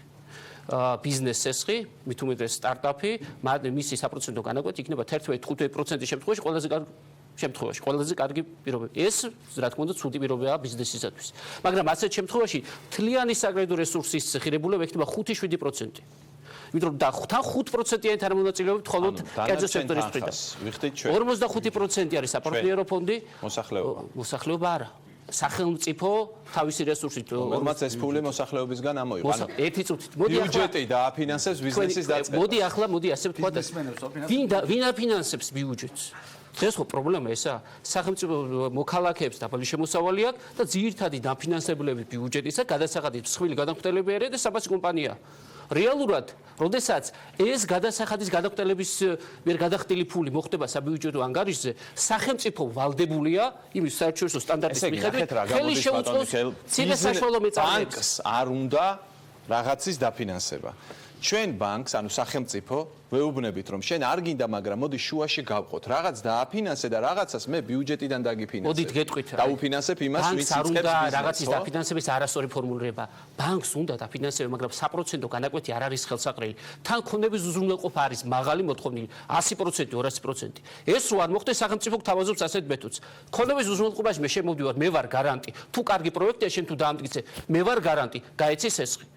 გაეცი სესხი თუნდაც 11%-ით, 45%-ს გაცემს საპარტნიორო ფონდი და მხოლოდ 5%-ით შემოდის კერძო ბიუჯეტს დააწובה თუ არ დააწובה. ეს ბიუჯეტი ამ მიმართულებით მთლიანი შიდა პროდუქტის 1% უნდა დაიხარჯოს ამ მიმართულებით, როგორც ბანკიდან ისე ბიუჯეტი მთლიანობაში, ეს იქნება საბიუჯეტო სახსრების განკარგვის ყველაზე ეფექტური მეთოდი. ჩვენ როდესაც მაგალითად მცირე საშუალო მეწარმეობის ხარჯაჭერაზე ვსაუბრობთ, რომელ მეთოდებსზე ვაპელირებთ და რომელ სტანდარტებზე? საერთაშორისო სტანდარტებზე. ევროკავშირი, ევროატლანტიკური სივრცე, წარმატებული ქვეყნები, როგორ იქცეოდნენ, ისინი მხარს უჭერდნენ თუ არა მცირე საშუალო მეწარმეებს. აძლევენ თუ არა საშუალებას, რომ შეხიდებოდნენ კრედიტზაღების დროს, რა თქმა უნდა, ეს დასავლური სტანდარტია. ეს არა სოციალისტური, კომუნისტური, ეს დასავლური სტანდარტია. რა თქმა უნდა, ვერ დამისახელებთ ვერცად ქვეყანას ევროატლანტიკურ სივრცეში, რომელმაც წარმატებას მიაღწია, არის დუშეთის რაიონზე დიდი და იქ არ ყოფილა სიტუაცია ისეთი, რომ სახელმწიფო დახმარებოდა კერძო სექტორს, მიეცა მისთვის იაფი რესურსი. ახლა ეს ერთი საკითხი და მეორე საკითხი თანაბრად გავცემ პასუხს, იმიტომ რომ ბევრი დრო არ აქვს ესეც გაითვალისწინებთ. მოდი მე მინდა რომ პრობლემის კონცენტრირება გავაკეთოთ პრობლემას. ის რომ საბანკო სექტორი მყარად დგას და მას არაფერი ემუქრება, რომ BB რეიტინგი კარგი აქვს და ასე შემდეგ, ეს ფაქტია, მაგრამ ჩვენ ხო ამის გამო არ ვაკრიტიკებთ საბანკო სექტორს. მე დავესეცხები საერთაშორისო სავალუტო ფონდს. რა მიმართულებით აკრიტიკებს საერთაშორისო სავალუტო ფონდს საბანკო სექტორს ასითხოვს? ეს გამოქვეყნდა 2014 წელს 2012-13 წლების მონაცემებზე დაყრდნობით. ყოველი მესამე სესხის ამღები პირი თავის შემოსავლის ნახევარზე მეტს იხდის ბანკის ვალის მომსახურებისათვის და ეს უნდა შეიზღუდოს, ამბობს სავალუტო ფონდი. აი ამ ნაწილში ახლა მეორე მიმართულება უზრუნველყოფასთან დაკავშირებით. უზრუნველყოფასთან დაკავშირებით 2008 წლის შემდეგ დამკვიდრდა ძალიან მავნე პრაქტიკა, რომელიც გულისხმობს შემდეგ რამეს. მაგალითად, თქვენ იღებთ სესხს. თუნდაც არაუზრუნველყოფილ სესხს, ან ქონება გაქვთ ჩადებული სესხის მაგივრად. თქვენ აგებთ ბანკის წინაშე ხელშეკრულება ისე გაფორმებული. არა მხოლოდ იმ ქონებით, რომელიცაა ჩადებული, არამედ მთელი თქვენი ქონებით. და როდესაც არაუზრუნველყოფილ სესხს იღებთ, მაშინაც მთელი ქონებით ხარ პასუხისმგებელი ბანკის წინაშე. ეს პრაქტიკა 2008 წლის შემდეგ დამკვიდრდა და ძალიან ცუდი უნდა გამოსწორდეს. სესხის გაცემის დროს თუ არ არის იპოთეკური სესხი, მაშინ შემოსავლით უნდა აგებდეს პასუხს მოქალაქე და თუ არის იპოთეკური სესხი, მხოლოდ თავისი იპოთეკით ჩადებული ქონები და არა ყველაფრით. მთელი მისი აბლოდიდება. გასაგებია. დიდი მადლობა. მესამე ფაქტორი, რაც შეეხება არაპროფილური აქტივების მართვას, რაც მინდა დავასრულოთ ეს არაპროფილური აქტივების მართვის დაკანონება ნორმატიულ დონეზე მოხდა 2008 წლის შემდეგ ზუსტად. როდესაც კომერციულ ბანკებზე მიეცათ საშუალება ასეთი აქტივები ქონოდათ და ემართათ. ყველა კანონმდებლობა, რომელიც შემდგომ იქნა მიღებული 2012 წლის შემდეგ, ამას ზღუდავს. საჭიროა გამკაცრება, კი ბატონო, უნდა გავამკაცროთ, მაგრამ ეს ყველაფერი დამკვიდრდა იმ პერიოდში. კანონმდებლობის დონეზე არის, მაგრამ რეალობა სხვა არისო, ხო? იმიტომ ინერცია იყო პროცესმა. ახლა მოყვა მთავრობის გეგმა პირდაპირ ეთერში. და კიდევ 1%, ლევან, თუ შეიძლება მომიხსნი ლიბერტი ბანკის ეს მაჩვენებელი, აი სესხი 44%-იანი სესხი. როდის შემოვიდა საპენსიო სესხები? 2010 წლიდან დამკვიდრდა ეს პაკეტი და რამდენი იყო? 44% იყო? 100%-ამდე იყო ეს მაჩვენებლები, 100 ტიპის მაჩვენებლები. კარგი, დიდი მადლობა. ნახე პირდაპირ ერთაში მოყვა სახელმწიფოს, ანუ ბახტაძე რა გაცხრებაც გააკეთა, რა ქონდა ამას უკან, ყველაფერი მოყვა და გეტყვით, აი მოკლედ ვიტყვი 2 წუთი მჭირდება ამისთვის. პირველი ეს ყაჩაღები რო არიან ჩვეულებრივი და როგორ ამოიღონ ფული მოქალაქეებისგან ამას რომ ფიქრობენ, ესე იგი ნახეთ რა ხდება. ბანკებიო ცუდები არიან, თან ამბობენ კარგი ისა აქვს რა ქვია რეიტინგები აქვთო. თან ცუდები არიან, მაგრამ თანო კარგები არიანო. მაგრამ ცუდები რო არიან და მაღალი პროცენტი რო აქვთო. ეხლა ანუ რას ცდილობდა, რას ამბობდა პატივცემული იცი და საითკენ მიყავდა, რასაც ბახტაზე იტყოდა. ესე ნახე 40 გაღჩობენ ხალხო ბანკები, ეს სახელმწიფოს პოზიცია გვეუბნება, ესე გაღჩობენ ბანკები 42%-ს გახდევინებენ. აი ეს ვინც ეკონომიკურ და ფინანსურ პოლიტიკას განსაზღვრავს საქართველოში, ის ხალხი გვეუბნება. გაგაუბედურეს და ჩვენ ნახე რა კაი ხალხი ვართ. ჩემ და შენ ფულს აკითხო რომ დაუტრიალე ხო 300 მილიონს ავიღეთ ბიუჯეტიდან თავარი ამოცანა ახლა დგას სახელმწიფოზე აი რასაც საუბრობდა იაგო რომ რაღაცა დათვალეს რაღაცა პიარი უნდა თან იტყვე რომ ბანკები ნახე რაც უდები არიან და მეორე რიგში ისე რომ თან ყველა ბედნიერი იქნება ბიუჯეტიდან აიღებენ 300 მილიონ ლარს და გასცემენ ვიზზე და ვიზზე მათ შორის ვახო ძალიან მარტო რამეს გეუბნები წინასაარჩევნოდ კი არა ყველა არჩევნები წყალსაც წაუღია ხალხი არის დაღუპვის პირას კაცო ეს საპარტნიორო ფონდიო რომ ამბობს პატივცემული ამ საპარტნიორო ფონდის ხელმძღვანელები და ის ქვედა კომპანიები რაც აქვთ ერთად გაფორმებული ამ ხალხმა მარტო 9 მილიონი კვადრატული მეტრი მიწის ნაკვეთი წაიღო აბაშაში ამ ხალხმა საპარტნიორო ფონდი აფინანსებს აწარმოეს საქართველოში ბიზნესების რაღაცა იაფის ღებულობს ბიძინა ივანიშვილის დეიდაშვილი უჩა მამაცაშვილი ესე იგი არაფერი არ ტყული ძალიან მართალია მაგრამ რას ლაპარაკობთ კაცო ხო ვინ გამცა პასუხი რა არისო უჩა მამაცაშვილი რას ლაპარაკობთ უკაცრავად რა ერთლა გადასცეს ქონება ინვესტიციო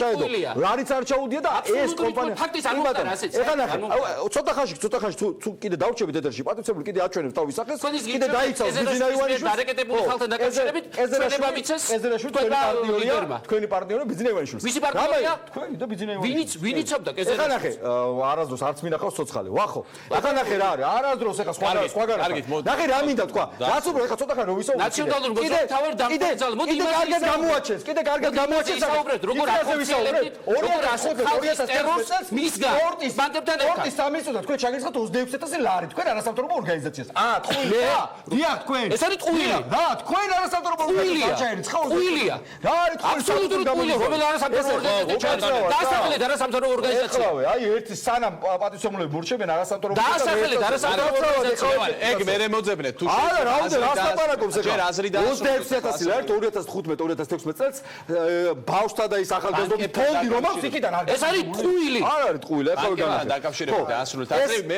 ეს ადამიანი კიდე ჩემს არასამთავრობო ორგანიზაცია როგორ გაჩვენებ კაცო შენ ხარ არასამთავრობო ორგანიზაციაში არ რამდენიმე არასამთავრობო ორგანიზაციაში ვარ ანუ არ ხარ არასამთავრობო 26000 ლარი ტყუილია თქო არ ხარ ტყუილია ტყუილი მოგითხრა არ იქნები არ ვარ ეხლა ამბობ რომ ბევრი მადლობა კარგი ბატონო ეხლა ვიგავარ არც ერთი ფეთრი არ მიმიდეს გავარკვიოთ ბოლოს ეგ ამბავი ბატონო ბენო ეხლა ვიგავარ თქვენი 2 წუთი პრობლემატიკა არსებობს ამიტომ არის ალბათ ესეთი დისკუსიაც ამიტომ კეთდება განცხადებები სამთავრობო სექტორის მხრიდან ის რომ დასარეგულირებელია ალბათ ანალოგიური ბიზნესების დაფინანსება ბანკების მხრიდან ვეთანხმები მე მაგ მიდგომას სხვათა შორის ქალბატონებმაც გაუსვეს ხაზი მაგრამ ეს პროცესი არ შეიძლება იყოს ფისკალური და დღეს ჩაუკეტოთ და უბრძანოთ ბანკებს რომ მორჩა ახლა თქვენი დაფინანსება დეველოპინგში ან სხვა ბიზნესში იმიტომ რომ ბანკები ამით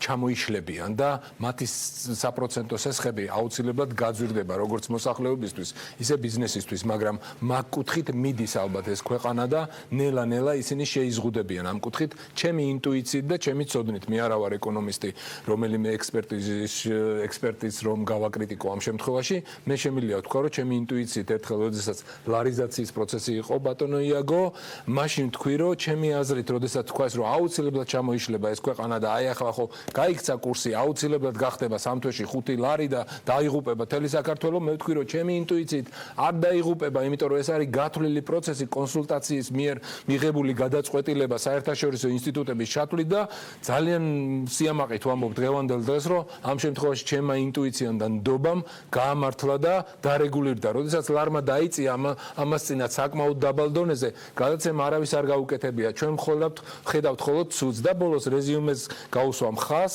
რომ ჩემი აზრით 20 ბანკიც კი საქართველოსთვის მე მგონი სოლიდური ციფრია. ჩემი აზრით თუ გაერთიანდება რამოდენიმე ბანკი და გლობალიზაციის პროცესი და ევროპის მაგალითი 16 კი ბატონო თუ ესე მგონია რა თუ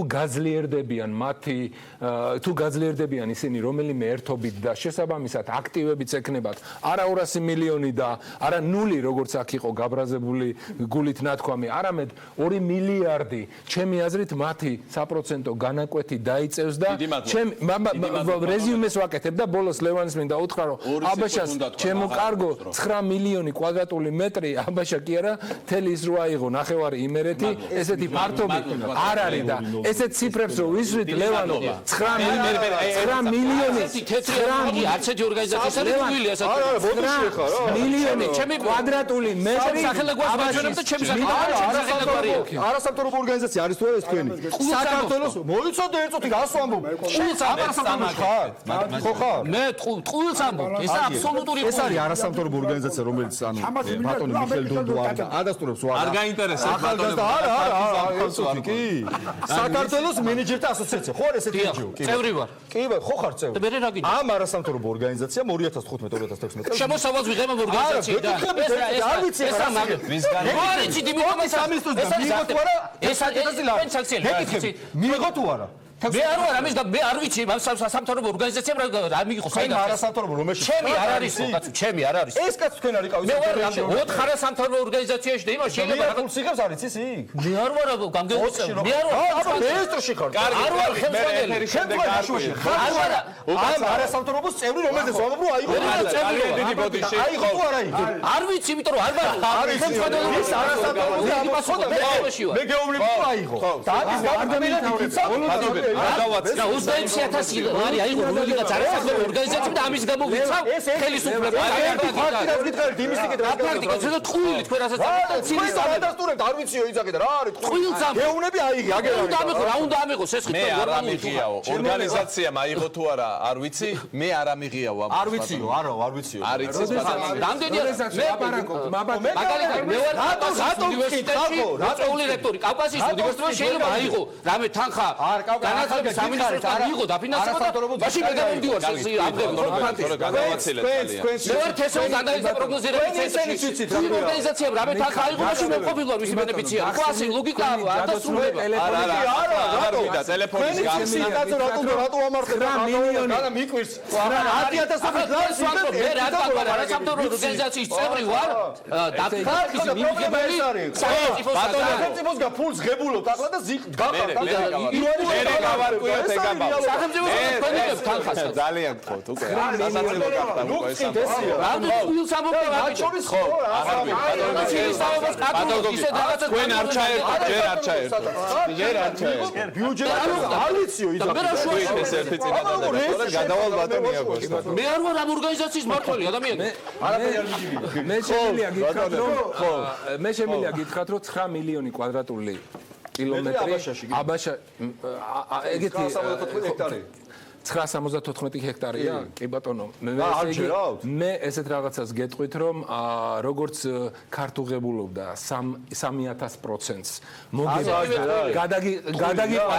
გადაგიყვანეთ 300 მილიარდი გამოვიდა და რეალურად დღეს 20 ბანკს ხაპარსხები პირდაპირ ეთერში ამ კომპანიებმა თავად აღიარეს რომ თავისია მე მაშინ ერთ რამეს გეტყვით რომ ჩემოლეო მაქსიმალია ფული ჩამეიწყა და არ ვიციო იძახე და აი ხარ ცხონე მე ჩამეიწყაფული აი თქვენ ზოგადად არა ლევან ვერაფერს აღარ მოსწონით ლარს იღეთ ბიუჯეტი სხვა გადაცემაში ახლა ბატონი ეგ არის რეალობა ვინც ფინანსებით ბიუჯეტი ამართლებთ ივანიშვილს ფაქტია ლევან მიკროფონს სხვა გადაცემებით თქვენ ფინანსებს ზუსტად ბიუჯეტი ბატონები აი ბიუჯეტის ტურბელა ვარ მე ფაქტია რა თქმა უნდა ყოველთვის რომელი შეფესეს იყავით რა ქვია დაკონტროლებელი ძა რატო უთხარით გაცხარდა რომელ შეფესეში მუშაობ რომელ სახელმწიფო შეფესეში მუშაობ არ მუშაობია შეფესეში რა თანამდებობა გქონდა სოციალური მომსახურებაზე და კულტურის საქალაქო სამსახურს უბრალოდ მოაგდო. 50 მილიონი გაიფანტა და მაშინ. აი ხედავ, აი სწორია, ხო? ნახევარი მეწავე. რა თქმა უნდა, თქვენ მატივებს ეთ მაგ. დავსვათ ყოველობის ნიშანებს. ძალიან ხო? დავასრულე. ბატონო. შეჯამე, მე ლაპარაკი მაცალ. ბატონო გოგო. თქვენ ლაპარაკი დასაგებგი, შეჯაგი ჭამიაჩენა. აი ძალიან ხო და მე რა ეს არის შეუძლებელი რა. კარგი, დავარგვიდა. ბასტუა კავშირი სახელმწიფოსთან მე არის შეცდომა თაკის მიიღოს. ბატონო იანი. ბატონო გოგო, ძალიან ხომ გაჩერდით, 2 წუთით გაჩერდით, მერე სიტყვას. სამი ეკალე. მოქალაქეების გასაგებად გამარტო ზოგადად ამ პროცესში რა პროცესში ჩვენ ვიმყოფებით ამ პროცესს ქვია ხელისუფლების და ბანკების მოლაპარაკების პროცესი. ხელისუფლებას მიზნად აქვს ფული დახარჯოს 300 მილიონია მე მგონი ლევანი თქვა თორცე პრემიერ-მინისტრი. ხო, 300 მილიონი დახარჯოს ისე რომ თან ბანკები ლანძღოს რომ არავის არ ეცალოს ამ 300 მილიონის ხარჯვის კანონირების შესასწავლად. ამაზე ბანკები თანახმანი არიან, იმიტომ რომ საკმაოდ მსუყე მოგება რჩებათ, მაგრამ სუყე მოგების მიღმა შეპირებულ საპენსიო რეფორმას ეოდებიან. ეს გვაქვს პროცესი. რაც შეეხება იმას არაპროფილურ ბიზნესთან დაკავშირებით, სულად არასამართლიანია ჩემი აზრით იმ ნაწილში კრიტიკა რა ნაწილში საკრიტიკებენ. იცით არაპროფილურ ბიზნესებში სად არის პრობლემა სინამდვილეში ბანკებთან. ნახეთ, ბანკს როდესაც გასცემს კრედიტს, ითხოვს დეტალურ გეგმას ბიზნესისას. ნახულობს მაგალითად ლუდის ბიზნესი ტოვებს ამდენ მოგებას. უნივერსიტეტის ბიზნესი ტოვებს ამდენ მოგებას. მშენებლობის ან რაღაცის დაზღვევის ბიზნესი ტოვებს ამდენ მოგებას. ბიზნეს გეგმა უდევს თვალწინ არ ჭირდება არანაირი ახალი ბიზნეს გეგმის მოფიქრება. უკვე მოფიქრებული ბიზნეს გეგმით აკეთებს ახალ ბიზნესს. კი, აკეთებს ბიზნესს. უბრალოდ ამასთან ბრძოლა აკრძალვებით არის არაეფექტური.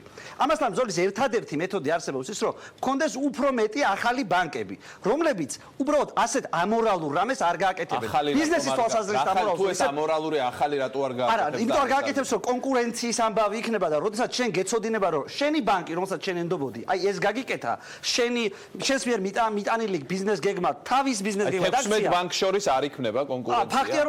ფაქტია რომ ჯერჯერობით არ იქნება, იმიტომ რომ ფაქტია რომ ასეთი ინტერესები უჩნდებათ. ბანკებთან 16 ბანკიდან ყველა ხო ერთნაირად ეფექტური არ არის ბახო. ჩვენ ხო სინამდვილეში ერთნაირი 16 ბანკი არ ყავს. ძირითადი მოთამაშეები 4. ანუ რისი თქმა მინდა იცით რომ სინამდვილეში გამოსავალი არის კონკურენციაში, რომელსაც სახელმწიფო კრძალავს, იმიტომ რომ ასე აწყობს ბანკებს. ბატონ გოგი და შემდეგ ბატონ გიორგი. ესე იგი ერთხელ იპოლიტექვიჩია მალე კომუნისტების დროს საქონელო შემოაკტათ მაღაზიაზე იმას. რადგინა რამე ვედრო მიიტარე ტელევიზორთან და ყველიც მოდის, ხორციც მოდის და ყველაფერი. იმნაირ სურვილი გამიჯდა ბატონ გიორგის და ვედრო დემეთ ახლა და კრედიტით აწევიდოთ, ფულითაც და აწყობილი ცხოვრებითაც. ნუ ეს ახლა და მინდა ერთი რამ თქვა, სადღაც 10-15 წლის წინ თბილისიდან ფული რო წამომეღო, ჩამოვდიოდი, ან მარშრუტკას ატანებდნენ, ან რაღაც და რა თქმა უნდა ეს უბედურება მე არ მინდა. რა თქმა უნდა ვიცი რომ საბანკო სისტემა, ძლიერი საბანკო სისტემა ეს არის ქვეყნის გადარჩენა ეკონომიკის და საერთოდ ბედნიერება. რა თქმა უნდა არის. მაგრამ მე მინდა თქვენ ციფრი ახსენეთ და მე რატომღაც არ ვიცი. დღეს წავიკითხე ეს. საქართველოს ბანკმა 2017 წელს მოიგო 1 მილიარდი. მე წავიკითხე კომპიუტერში. არ ვიცი, არ დევიჯინებ. მე შემიძლია გითხრათ, სულ არის. არა, მე არ წავიკითხე. გეტყვი, 870 მილიონია სულ, წმინდა მოგება 2017 წელს. აქედან ყველაზე მაღალი მოგება 372 მილიონი ლარი მიიღო საქართველოს. მილიარდი არა, 300. დავალებოთ აქ 800 მილიონი მოგება ნახა ბანკებმა. მე მეუნები სახელმწიფოს, მე სახელმწიფოს მაქვს პრობლემა და იმ ბანკის ბანკები მითო გახსნა, იმ ბანკი ფული რო იშოვოს. მე რომ აშოვოს, მითო გვარ აშენე შენობა, რაღაც თვითონ უნდა იშოვოს, რა თქმა უნდა იშოვოს. მაგრამ სახელმწიფომ არ უნდა მიცეს მას საშუალება დაარჩოს, სისხლი მოწოვოს და აი განადგუროს. 800 მილიონი რომ მეიგენ, არ გაძღა, მაგერის მუცელი, რამდენმა კაცმა წმინდა მოგებაზია საუბარი. ელაპენო გესწრაფე. მაგერის და 200 რუეშოვა ანეყავდა კორექტულად არა ვერ გევიგე რა 200 რუეშოვა 200 რუეშოვა დამკვანაში 2017-ში 10 კაც 20 კაც არ ყოფნიდან 800 უნდა დაბაიც და სახელმწიფო ეს უნდა დაარეგულიროს ესაც ოიცახს ახლა 2007 წელს აგი არ ახსენებს აგი რა უხსენებს ახლა 625 სამოქალაქო კოდექსის 625 მუხში იყო რომ 2 და 5%-ზე ზევით არ უნდა ყოფილიყო საპროცენტო გადაკვეთი 2007 წელს მოხსნენ ამგერმა გააბრუნებენ ახლა ეგეთი უერა გაიყოფილაო ჯო დააწესეთ შეზღუდვები რომ ბანკებაც იფუნქციონოს იცხოვროს იშოვოს ღმერთმა შეარგოს მაგრამ იშოვოს 200 მილიონი 300 და დაწიოს ეგი და მიცეს ადამიანებს საქართველოს გადარჩენის საშუალება მიცენ აღარ დარჩა ქვეყანა აღარ დარჩა ბატონ გიორგი ამბობს რომ ეს რაღაც ამაზეა საუბარი არ შეესაბამება არასწორი ინფორმაცია არასწორი ვებრო არა მომისმინეთ რა აბა რომელი გისმენთ ბატონ გიორგი მაგ პერიოდში როცა თქვენ ამბობთ 3% განაკვეთი იყო 60 ასე რომ შეზღუდვა არ ყოფილა პირიქით რო ავიღოთ ეგ პერიოდი და მოვყვეთ დღემდე რო ჩამოვიდეთ 60-დან ჩამოვიდა 9%-ზე პირდაპირი პასუხი არის თუ არა კონკურენცია იყო შეზღუდვა თუ არა 60 მომისმინეთ რა გეკითხები აი მოდი შევანაძის დროს მიღებულ შევანაძის დროს იყო 300% და ეხლა დავბრუნდეთ თუ გადავიდე ვერ ეცას მე-25 მუხში იდო თუ არა შეზღუდვა პროცენტების მომისმინეთ იდო შევარდნაძე დროს ლაპარაკი იყო კუპონზე და კუპონთან ლაპარაკი ეხლა არასწორია. იდო საბანკო სისტემა შევარდნაძე დროს იყო აბსოლუტურად 9 ის ფაქტობრივად ბანკებიც არ იყვნენ იყო 300-მდე რაღაც საკრედიტო ინსტიტუტი რომელიც ბანკი ის განსხვავდებოდა როგორც არაერთად. ეხლა პასუხი კონკურენცია არის თუ არა. მე ხო გითხარით დაახლოებით ბოლო 10-15 წელი რა ვიყოთ 3% განაკვეთები არის მნიშვნელოვნად შემცირებული. პირველი. მეორე შენთვის არა მარტო კონკურენციის შედეგია პროცენტების შემცირება, არამედ პოლიტიკური სტაბილიზაციისა და ხასუსამ.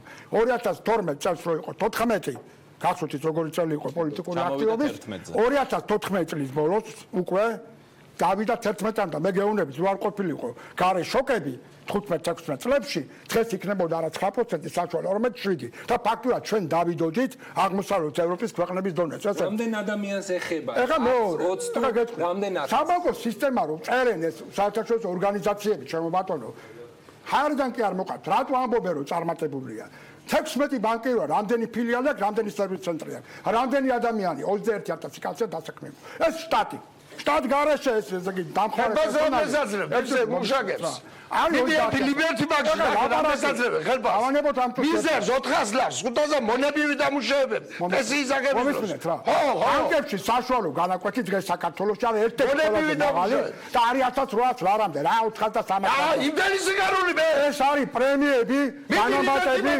თუ არა კარგით რა კარგი რა ხაპარს მიყობი აკა მაგია მიდიაგაშვილის ძალიან მოკლედ ერთ წუთში თავარი რა არის თავარი გასაგები რო იყოს აქ ლაპარაკი რაც ახლა ითქვა რომ ესე იგი კონკურენციაზე კვალს ეხლა თავრობა და ბანკების ურთიერთობა თავარი პრობლემა რაც აქ არ გითქვია და არის უმთავრესი დღეს არის დივერსიფიკაცია როგორც ეკონომიკის ისე საკრედიტო პორტფელის რო იცოდეთ დივერსიფიკაცია რაც ნიშნავს ეკონომიკის უფრო მეტი რომ GDP-ში ფაქტურად მონაწილეობს სხვილი ბიზნესი 80%-ში და მცირე და საშუალო არის 20. ყველა განვითარებულ ქვეყანაში სადაც არის დასაქმება მაღალი და ვინ ასაქმებს მიკრო და მცირე ბიზნესი იქ შედის 65% მინიმუმ.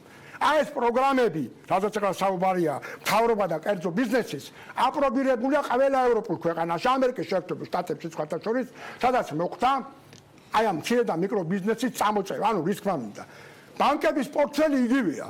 არის 45% რითაილ ანუ საცალო დაკრედიტება არის 40 არის დაახლოებით 6% მცირე ბიზნესი ნახე ცოტა და დანარჩენი 59% არის ბიზნესი ანუ სხვილი ბიზნესი შედარებით აი ეს პროპორცია უნდა შეიცვალოს რომ ეს მიკრო ბიზნესი და მცირე ბიზნესი 6 კი არ იყოს მინიმუმ 20 უნდა იყოს ამიტომ ვამბობ ეს რეფორმები იმისთვის კი არ კეთდება პირველი მისი მიზანია ქვეყანას კონდეს გრძელვადიანი ზრდა კი არა მარტო მაკროეკონომიკური სტაბილიზაცია ამისთვის კეთდება ყველა ქვეყანაში არის აპრობირებული და თემა რომ მხოლოდ სტარტაპებზე არასწორია მე ვიყავ დღეს შეხვედრაზე ფინანსთა მინისტრთან იყო საკმაოდ გულახდილი დაღია საუბარი ყოველგვარი მიკით მოგების გარეშე და შეთქმულების თეორიების გარეშე ვამბობ აქ არ არის საუბარი ამ გაგებაზე რაც თქვენ ძათ თქვა გაკუფლება ეგეთი შეხედულება ქონდეთ რა თქმა უნდა მაგრამ მე გეტყვით აქ ლაპარაკია სტარტაპებზე მცირე ბიზნესის გაფართოებაზე დიდი და მადლობა. ზოგადად ეკონომიკის დიდი მადლობა, დივერსიფიკაციაზე. ამით ჩვენი გადაცემა დასრულებულია. დიდი მადლობა ყველას გადაცემაში მონაწილეობისთვის და მაყურებელს უპირველეს ყოვლისა, რომელიც ამდენი ხანი ჩვენთან ერთად იყო. ნახვამდის მომავალ შეხვედრამდე.